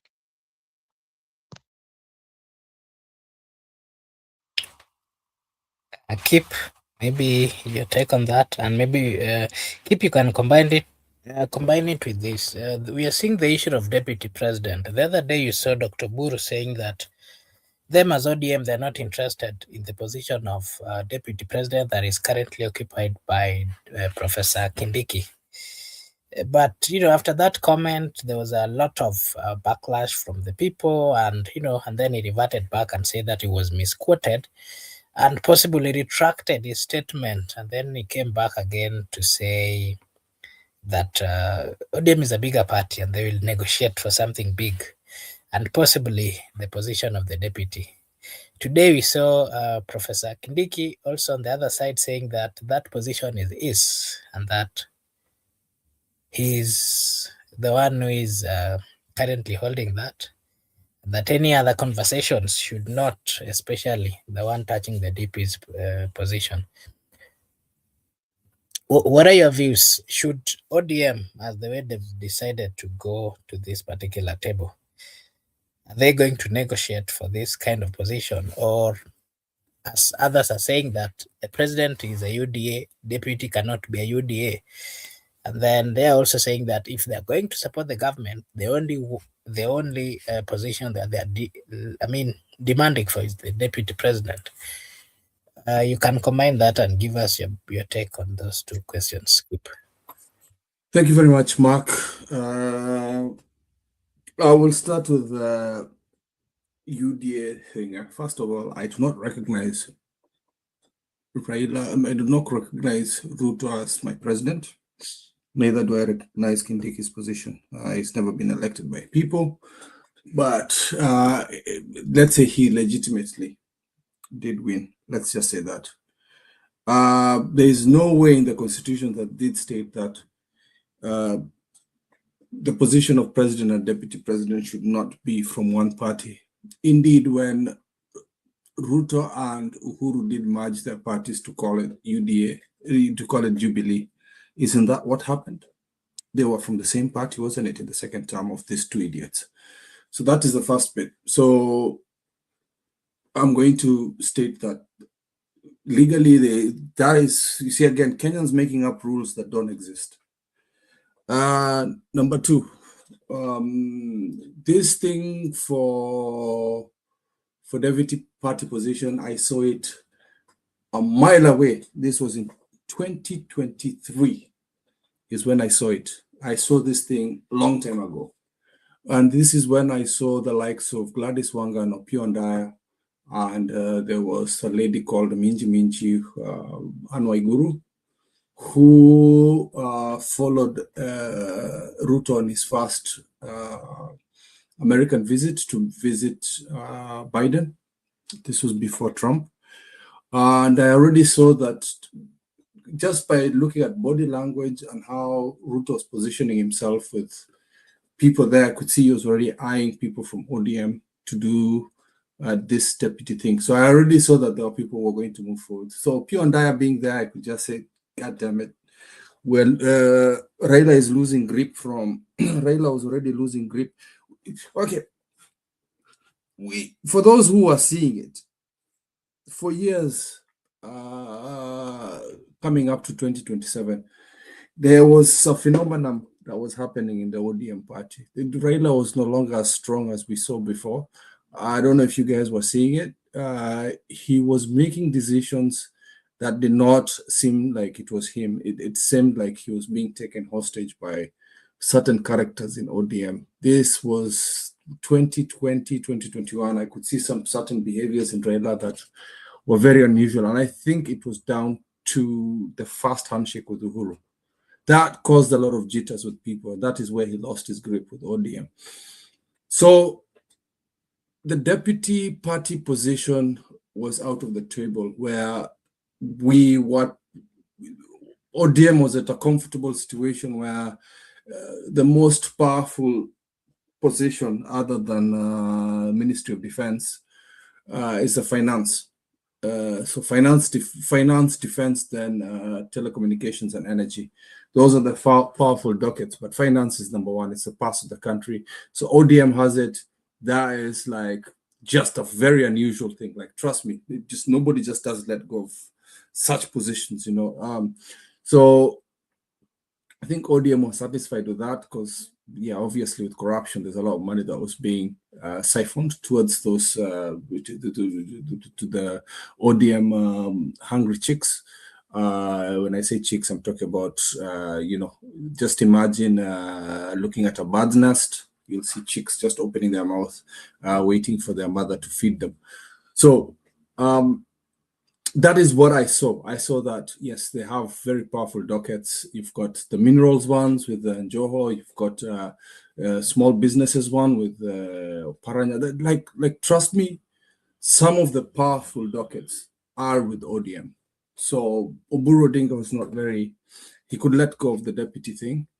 And then it just meant that it's something that, yeah, they could play around with. It is something that was left with Raila Odinga before Raila passed away. It was negotiated. It's, you know, long time news.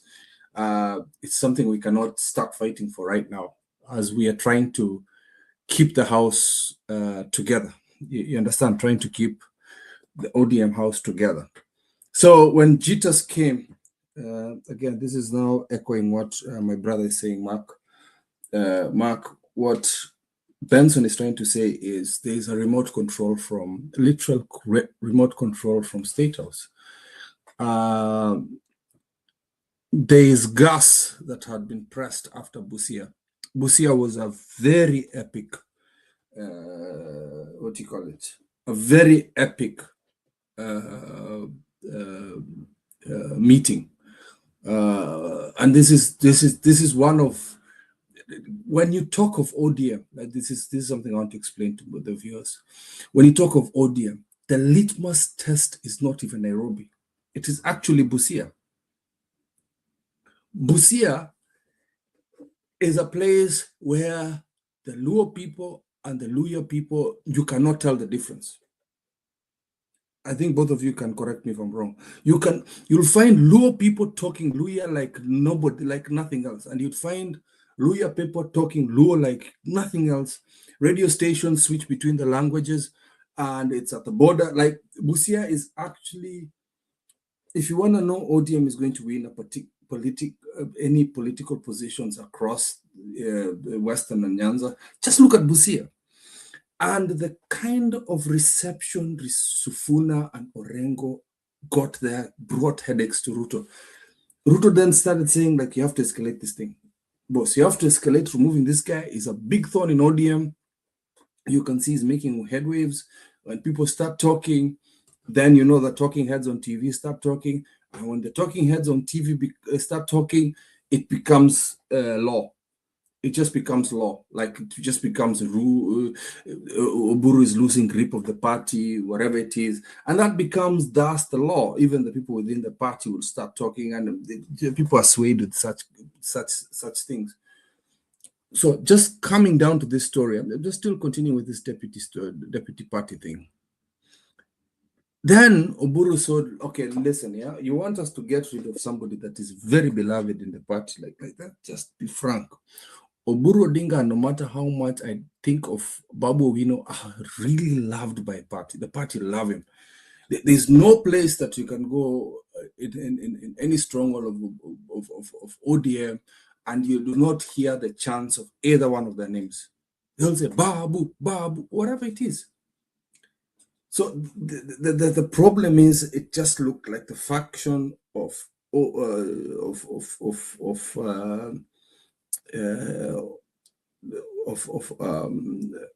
Sifuna, and please don't call them rebels. They're not rebels. They are for the people. Babu Owino, Orengo, and Sifuna were making too much noise that the talking heads on TV, we're talking about reporters and Citizen, were actually bringing the perception to the public that they're actually winning. It looked bad. It really looked bad. It looked like a bull. So that is why there was the escalation of the ousting.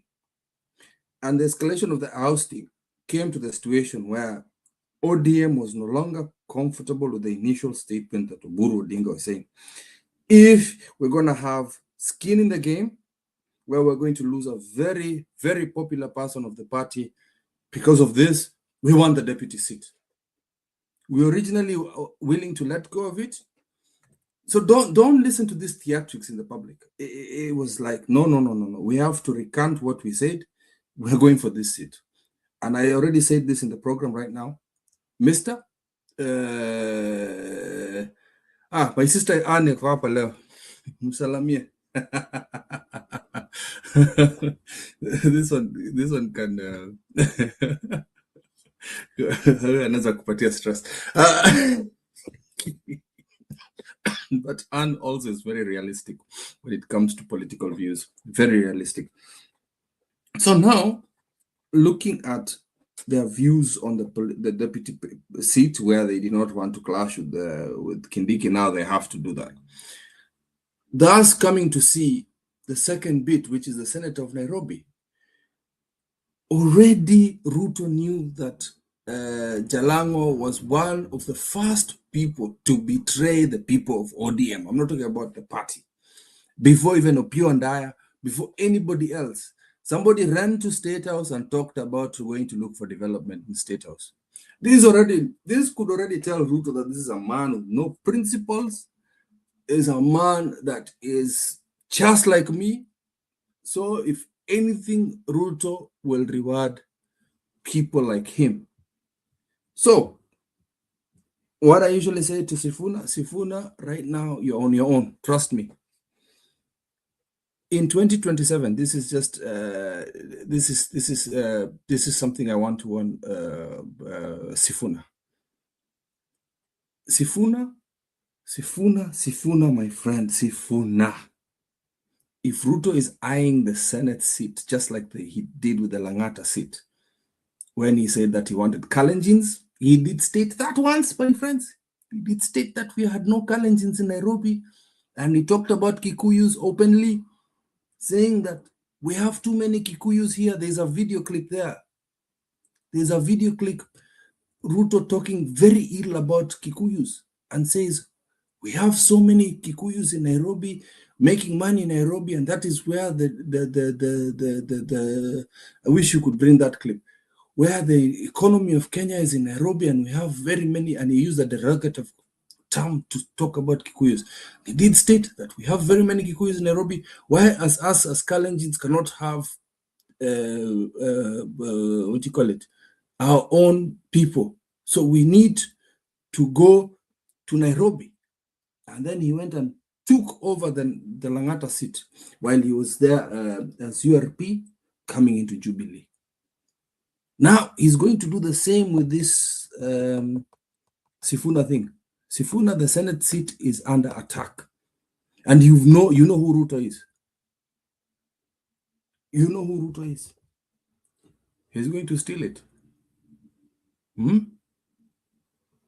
He's going to steal it. Sifuna, you had the strength, you had the backing of Raila Amolo Odinga. But now, your own family is going against you in Nairobi. And then you've got goons from UDA. So if in 2027, the Senate seat of Nairobi is going to be attacked, Sifuna, do not say that I did not warn you. You need to move as fast as possible and get the protection of Matiang, Martha Karua. Have an open invitation by Gachagua, because ODM is not going to protect you, my friend. ODM is not going to protect you. It will not. It will not. It is a remote control team where 2 days before the announcement, Jalango is already talking about the Senate seat of Nairobi. 2 days. 2 days before that meeting, Jalango has already talked about he's running. I have the pre and post videos of that.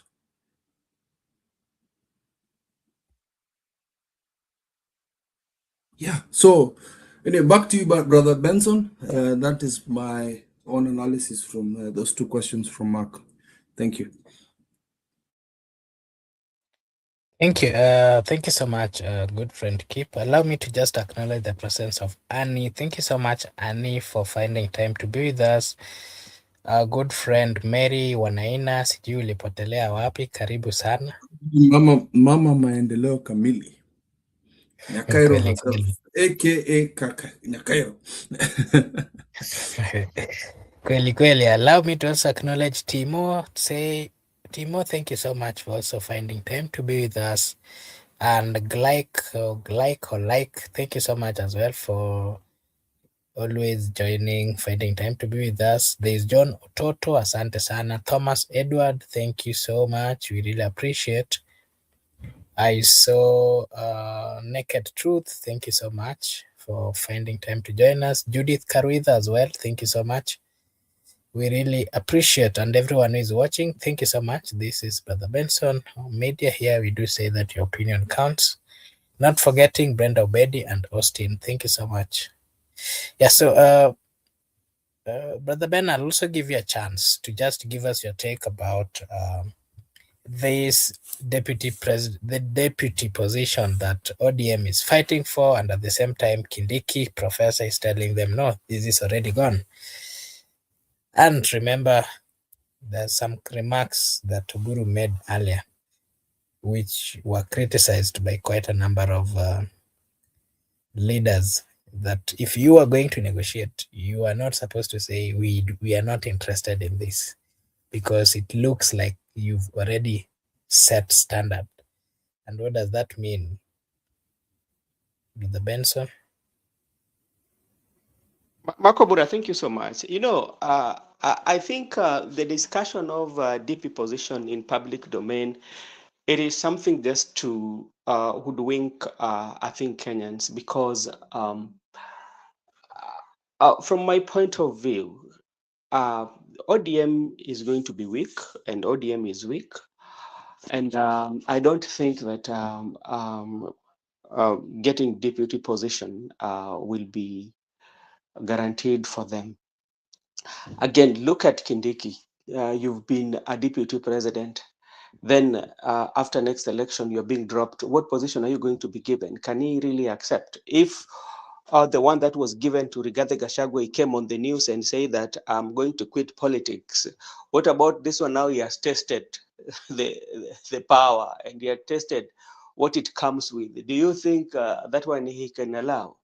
So I think the one that is happening is just like they're trying to create that confusion that ODM and UDA, especially the factions of Oburu Odinga and UDA are fighting over position. They want you to believe that, but they know what they are doing. So it's just that for that confusion of the public, so that people would say that, okay, they are having issues or they're not disagreeing even before they have the written documentation of the pre-pack. There's something that Kip told you, and those are the positions that were given to ODM, especially like finance. Those are very key positions. Most of the time, especially government, especially if you're the president, they tend to keep those positions: finance, security, and also the cooperatives, where SMEs and all that, because that's where everything is usually like at. So if you're given finance of everything, um, you will tend, especially you will tend to sway people that you have the government. You've had some of our brothers from the lake, how they say that treasury is now in Suba, is sleeping in Sindo, that and the energy, so. But by donating those positions, um, that alone tells you that they're in government. And there's something that somebody said that, okay, right now, the people who are given those positions, especially from Luo Nation, that is now they know the wanajua utamu wa serikali. Now that's why you find like Mbadi is fighting so hard, such that he doesn't want to listen to Sifuna anymore, because he knows if things do not work his way, then he might lose the position, because he's there because of the Gen Z, and he was there courtesy of ODM. So the deputy position, that is that the politic in the gallery, I don't think they mean it. They just want to confuse people. And Salimia Ani amekaa sana, mimi sijui sijamuona. Unajua Uncle Njeru hajafungua show leo. Ani, you have to come and visit Benson Media, even if Kenyan democracy is not there. Lazima usalamia sister company bana. It's not She not comes. good manners. Huwa anakuja. Kuna siku, by the way, kuna siku I hosted huyu jamaa mwenye alibadilisha, this guy who never Honorable Ondiek. Ani aliniambia huyu ni kama amelipwa. Ani is inaitwangaje pilipili. Huyo ni pilipili bana. If you've got a soft heart, unaweza kurarua mbaya sana. Oh, by the way, I want to thank Benson Media for assisting Brother Msimamo Chaka. I think you've seen the work he's been doing in Kwale. He talks about you guys a lot. He's quite happy with the assistance that you provide him. There, that is rising leadership. Yes. If you know his history, Yeah. you know that he's risen to being chairman of Kwale right now, PLP, out of nowhere. I'm very proud of him. So we've got one of us in politics properly, which is good. And we also have our brother Stone PK running for MCA seat. You know that? Yeah, we know that. I know that. He said it at some point. And I'm running for the position of Prime Minister. I'm joking. I want to be your assistant prime minister. There's no position like that. That's why I'm joking. No, okay, I can be your advisor. I saw the president had more than 21 advisors, and they're being paid like PS. I think that's something that we need to talk about as well. How ridiculous is that? Let's just, honestly speaking, yeah? How ridiculous is that? Like, we are only surviving in Kenya because of the grace of Kibaki. Do you know that? We're surviving because of Kibaki. He did set quite a good foundation. The foundation we have from Kibaki is we are so used to the 8 years he was president. Yeah, although he was also a thug, he was also a thief. We are all very used to the base he set from dictator Moi.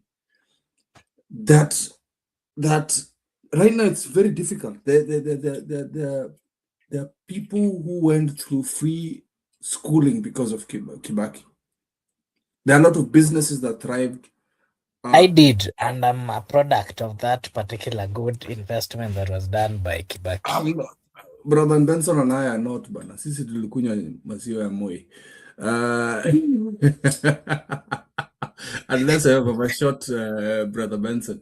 So I think even when it comes to businesses and things like border borders, yeah, there was a rampant increase of crime in Kenya, which is happening right now because of my age mates at that point in time that had nothing to do.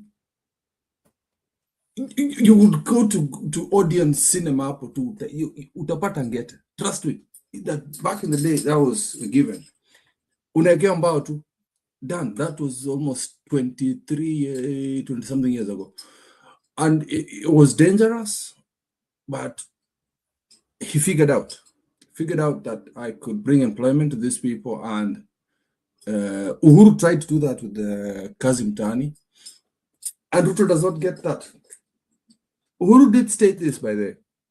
Uhuru stated that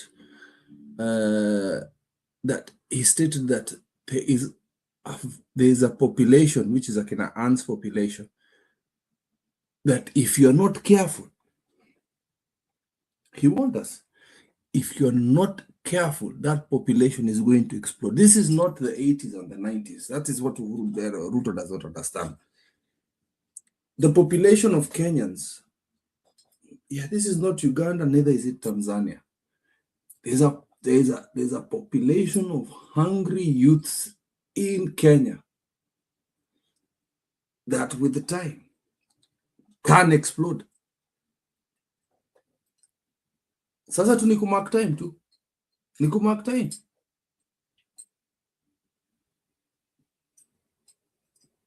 Kenyan Gen Zs are not a joke. They have mobilized a whole globe, that we have elected members of parliament in New Zealand, in Australia, and in the United Kingdom because of them. There is a movement in Singapore, Indonesia, and Thailand because of Kenyan Gen Zs. There's a movement in South Sudan, and Egypt because of Kenyan Gen Zs. They always refer to Kenyan Gen Zs. We've got members of parliament right now in the country that refer to the Kenyan ones. You've seen the Maori young lady, I'll send you clips, the Maori from New Zealand, the Kiwis, ripping up papers from enslavers of the Constitution because of what they believe. And this is because of the bravery that we've seen from these young youth. There's a sleeping giant. I don't know, ni kama kuna maji. There's some kind of water with the Kenyan mentality. There's something, and that is what Ruto is playing around with. We have influenced Tanzanians. Ugandans tumejaribu lakini ni ngumu. But I call it Kenyako. 2027,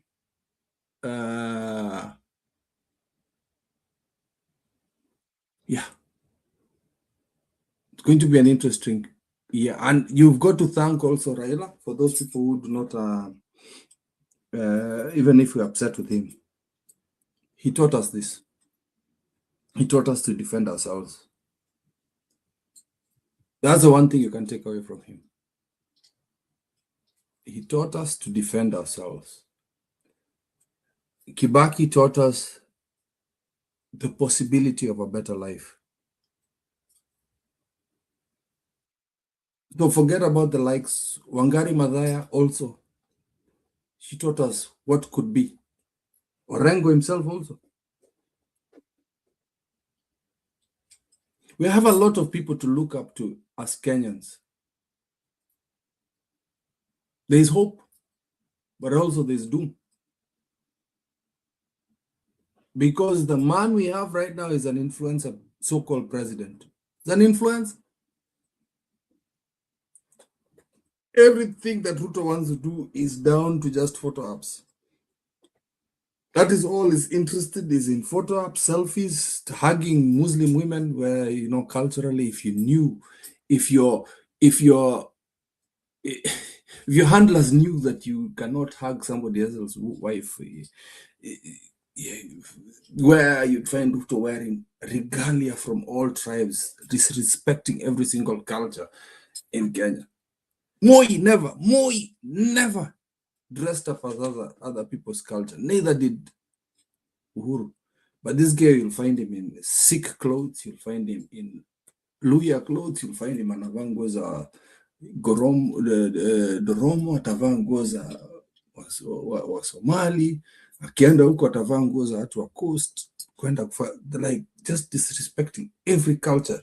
Like this very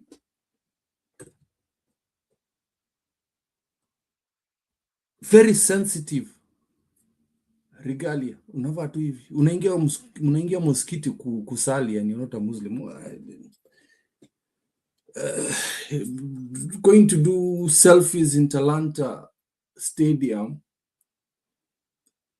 the way the Gen Z that was killed in Parliament, mocking him. I don't know if you guys knew that that's what Ruto was doing. Stated it exactly like that Gen Z that was killed. We don't know where he is. We are told that he was killed. But there's a fire in Kenyans that I see everywhere around the world, although we are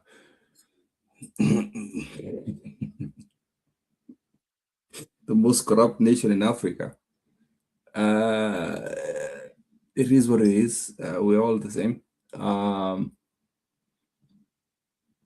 We yearn to improve. We want to be different. We want free education. We want a better life. We want to be able to drive on the road without the police harassing us. We want to have the ability to have government services without having to pay extra money. We want to get our passports on time. We want to get our IDs on time. We want to get our KRA PIN on time. We want to get our driving licenses on time. We want to get we want the bureau, BRS to work properly. We want to have our logbooks on time. We want to trust the IEBC. We want to know that if I put a piece of paper on a ballot box, that will count. But the unfortunate thing is as Kenyans, anywhere, none of you are different here. No matter how much you're selfish enough, you get the opportunity to send a relative to a job, you'll pay that money. To be a teacher, you have to pay. To be a police officer, you have to pay. To be a civil servant, you have to pay. To be a military man, you have to pay.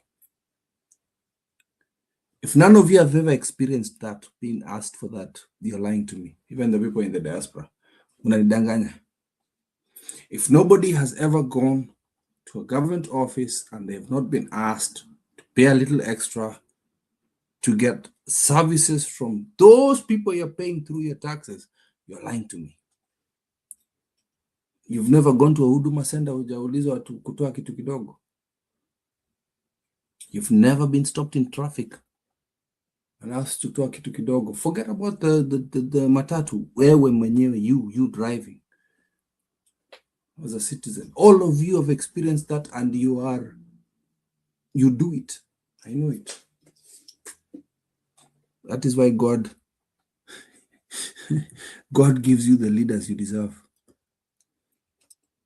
Ruto is a reflection of you Kenyans. And we have to change.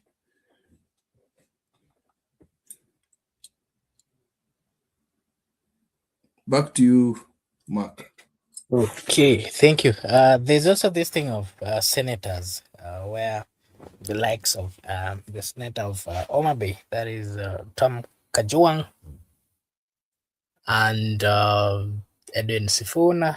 There was Onyonka, Senator Onyonka, and I think one from the coastal region. They are being, the governors had complained that they are being extorted, and at the same time they're being harassed. And the senators are coming out to say that they're only doing their role. Accountability, as stated by the Constitution. Maybe I'll give you a chance to give your view on that, and then something else is something that is trending currently in Kenya. You're making me laugh. I have an answer for that today. Go ahead. There's something trending today about some Russian guy who has been in Africa, went to Ghana. Just tell. No, that's gossip. We don't talk about lewd stuff. The question I want to ask you about that is the story is the fact that we also have a culture in Kenya that we do not like our own skin. Why would some foreigner? That is where I'm actually headed. That is where I'm headed, and I wanted to ask you this. Yes. If such a thing would have happened in another country, not Africa, not Kenya, serious, step would have been taken. No.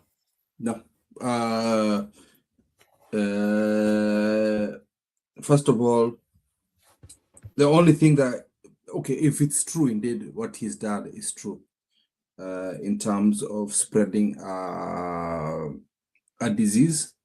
I think that is just salt that has been added on that. If indeed he's spreading STDs, full knowing that he has the STDs, that is against the law in the United Kingdom, the US, or any other place.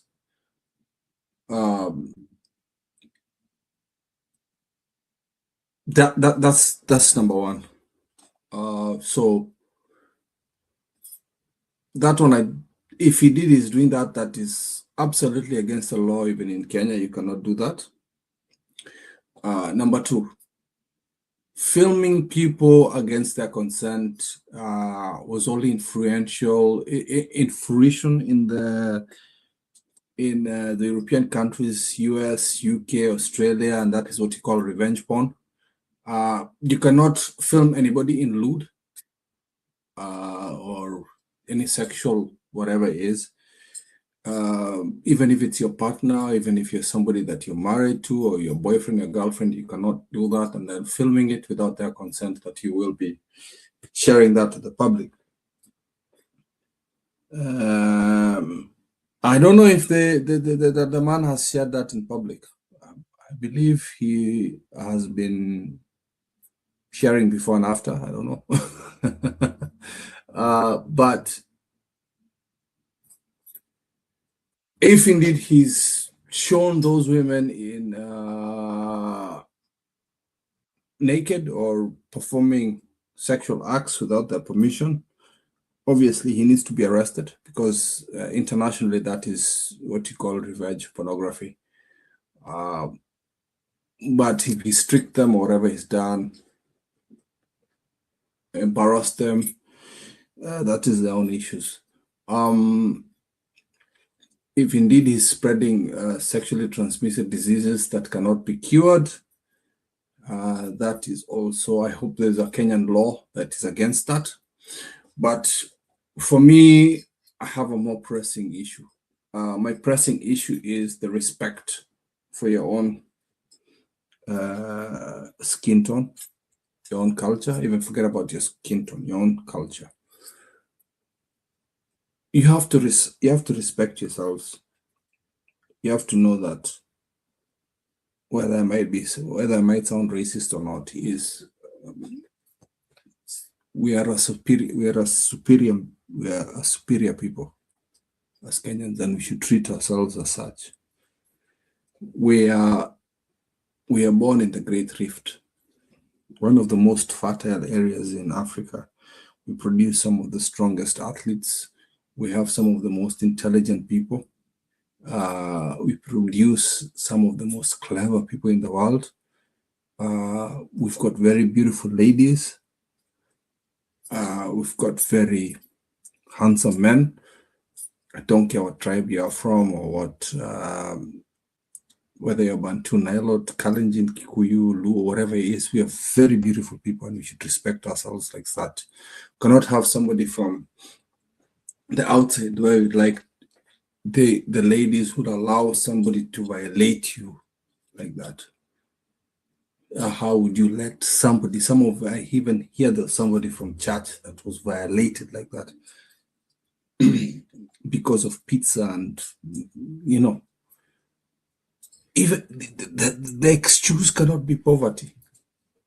It cannot. I know people from the villages where I come from that will never stoop that low because of the color of the skin. Somebody who does not even speak the language you speak, which is English. They speak Russian. I find that very disrespectful. Kama ingekuwa zamani kama sisi wanaume, I don't mean to, that's why I'm speaking in Swahili. Tungekanyaga na kumchoma. Yeah. You cannot allow somebody to come and disrespect our daughters like that. Some of them are our mothers and our aunties. I felt very bad when I see that, and I feel bad that it's being spread around. Some of those ladies are actually very vulnerable, and the more you spread that news, the more you spread those clips amongst ourselves, the more you actually. Now, what do you expect those ladies to do when they go back home?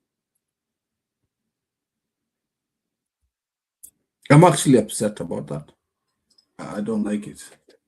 And apparently it's not, because I saw this news from, there's a TikToker called Malcolm from the US that brought me forward to this story, Malcolm. But the way he was talking made me feel very bad, I'll be honest. It made me feel disgusted. I felt that there was kind of butterflies in my stomach, because these are our sisters, these are our aunties, these are our mothers. It didn't sit well with me. What happened to the old school? We are a protective society. That was a predator. I'm sorry, it's a predator. He didn't. From what I see, he did nothing illegal, but that is not our culture. If we can ban, kama tunaweza choma mwizi, hata yeye ana deserve kufanyiwa hivyo bana, because let me tell you, mob justice in Kenya works. Nothing works. Nothing works. And that man, I hope he's not in Kenya anymore. I honestly hope he's not in my home, because he found vulnerable people to do this to. It doesn't sit well with me, Mark. It doesn't.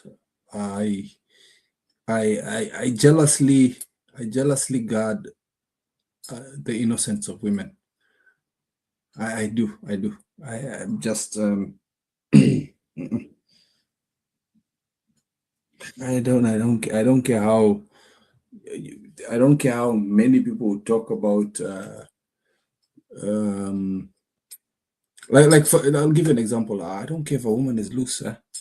That's her own body, whatever she wants to do with it. Doesn't give you the right to violate her or talk shit about her choices. Or publicly state her private life. That is disgusting, man. I'll be honest.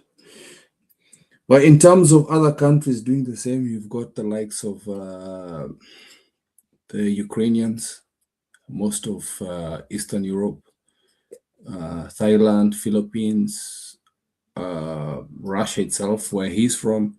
Their women are treated the same. So it's like it's culturally accepted by them. So the way they mistreat and abuse their women is they're trying to bring that to Africa, and that's unacceptable for me. It is not acceptable. For those who listen to reggae, listen to a song called Black Woman and Child. Yeah, Black Woman. Black Woman is strong. Yeah. Thank you, Mark. That is it from that statement, but I'm not happy about it. Okay, the issue of Deputy President Hassan Joho is campaigning. He wants that particular position. We're being told. So you've got Hassan Joho, you've got Gladys Wanga, and there's one person you're forgetting to mention. The former, the current Prime Cabinet Secretary and the Governor of Kirinyaga all eyeing that. Not, including Dr. Buru as well. Well, why are you guys really dismissing that Oburu does not want that thing? Now you see, he's actually in the list. The center of attention is on the wrong place. Because it will come. Can I tell you? Can I just confirm something? Yeah? Because Ruto for the last 3 years had this gender ideology in his head, where it's not about competence, it's about the perception of leading with the last time a leader in East Africa did that, we had Suluhu. You cannot just say we're going to put Anne Waiguru there or put Gladys Wanga in there because she happened to not have balls between her legs. It's just... Then you tell me about somebody like Njoho who is suspected, allegedly, because I want Brother Benson's video to continue, allegedly a drug dealer to be deputy president.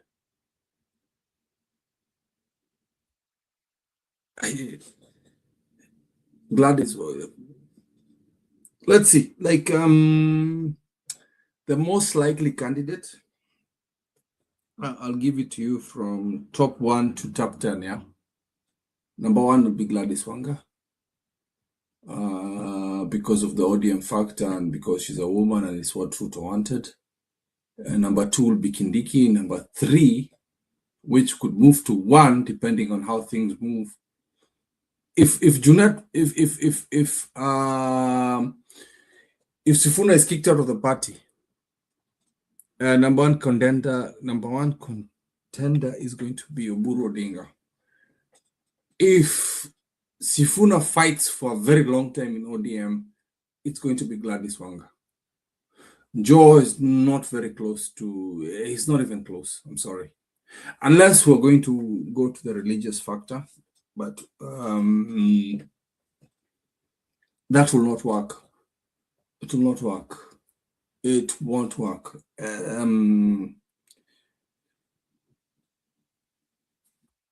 You got to understand, just other than tribe, Ruto is also a religious fascist. He's not going to allow a Muslim anywhere close to that thing. Sorry. That's a fact. I'm sorry. You'd think about it with Uhuru, but not Ruto. I'm sorry. He's a religious. All this time you've seen Ruto going across, spreading money in churches, spreading money in pastors, bishops, whatever it is. You've never seen him do the same in mosques. So why would he put a Muslim in? No. His wife will not allow it. No. So Joe is uko chini kwa list. Sorry. Anwar Guru is top. He's more ahead than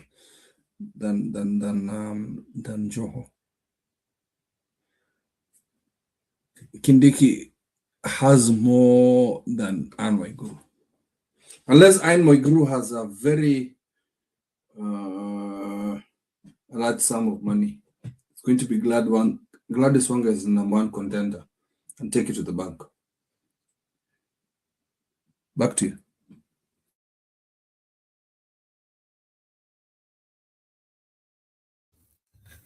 Okay, thank you. Thank you so much, Brother Kip, for being here with us and your consistency. We really appreciate. And unajua the time differences. So I think we'll end it at this. And I mean, nimechoka. I was waiting for you to close it. So I just wanted to acknowledge Anne and Mama Kamili Nyakairo herself. We don't know where Jerry is today or Stone PK. But that was an interesting show. Very interesting. Yeah. Thank you so much. I also want to appreciate everyone who joined us at the comment section. We really appreciate your presence, always being there with us, and of course, engaging us at the comment section. We really appreciate. Tomorrow we'll also have another show.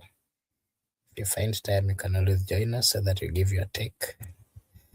And just to remind you as we close that this is the Benson Media. However, here we do say that your opinion counts. And if you're watching for the first time, kindly just like and subscribe, because if you do so, it is a way of supporting us. Na sisi hapa tutasema ni asante. Maybe keep your last remarks before we close. My last remarks is thank you very much for taking care of my brother Msimamo.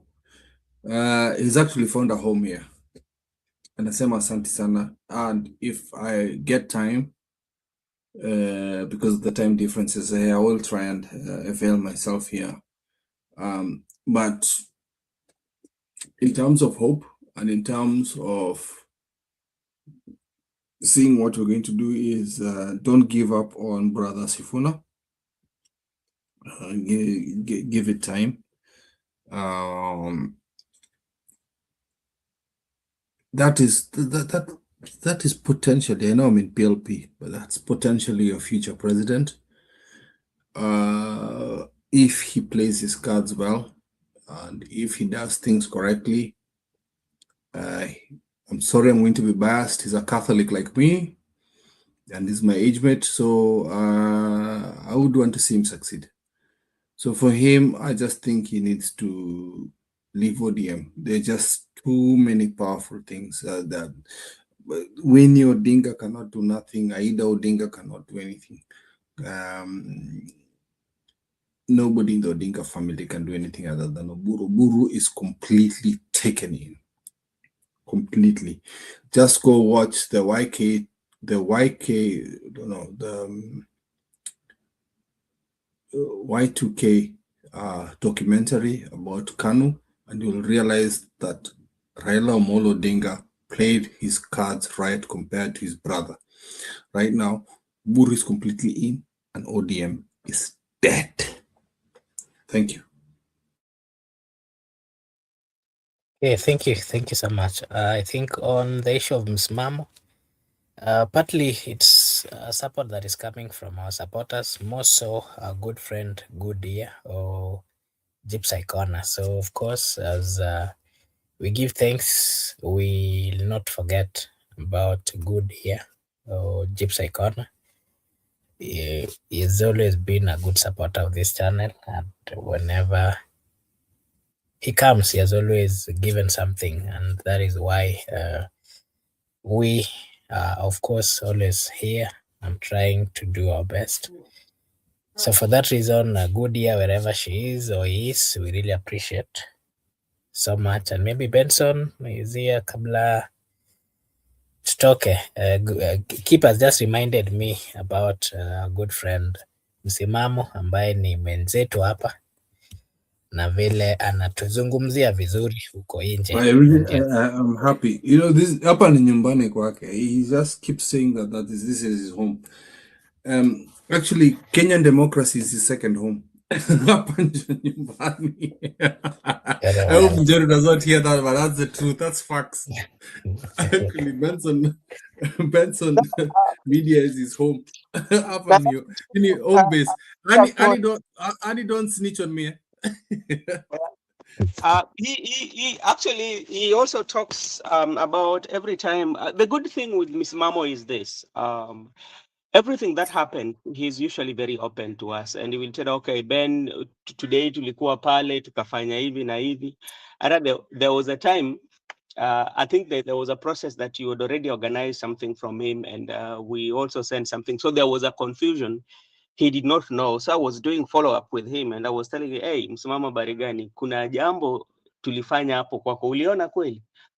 After 2 days is when he was telling me, we were at the other sister channel and they were doing this. So when it came, I did not realize it. I say, okay, just confirm to let us know so that we can also go and give the reports that whatever was given was received. Then he came and confirmed. So he's very open, and he has a brief out of everything, and we are doing our level best to assist where we can.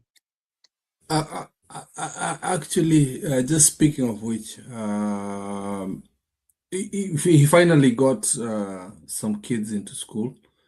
Yes, I think you received the images, and I think it makes me happy. And one of the major distributors was Nyakairo there, and I think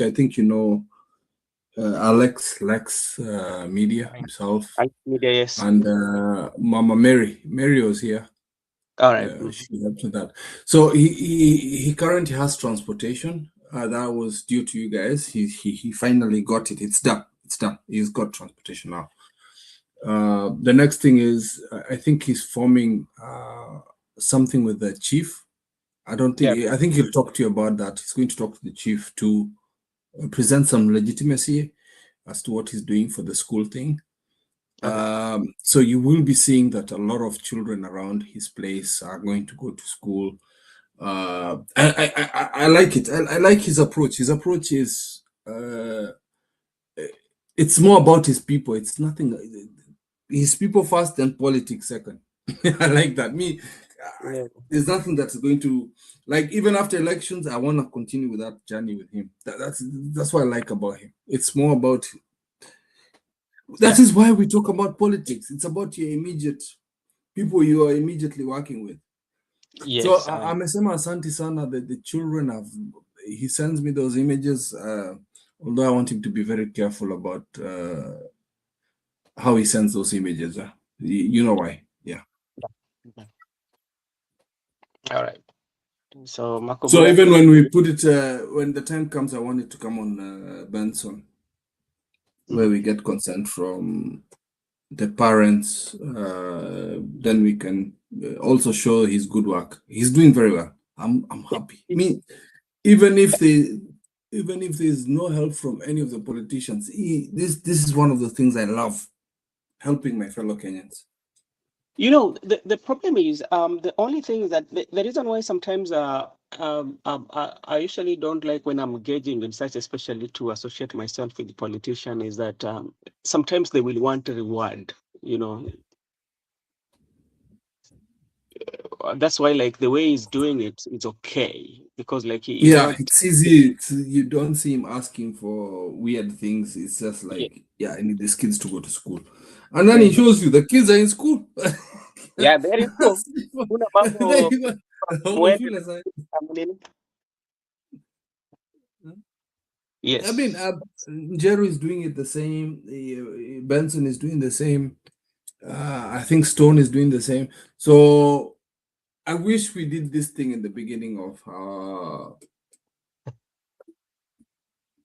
our start. I think would have got. He's going to send a link very soon because he's talking to the chief to legitimize what he's doing. Yeah. Once he does that, meaning that he's not going to be the what do you call it, the treasurer of the whole thing. So again, that actually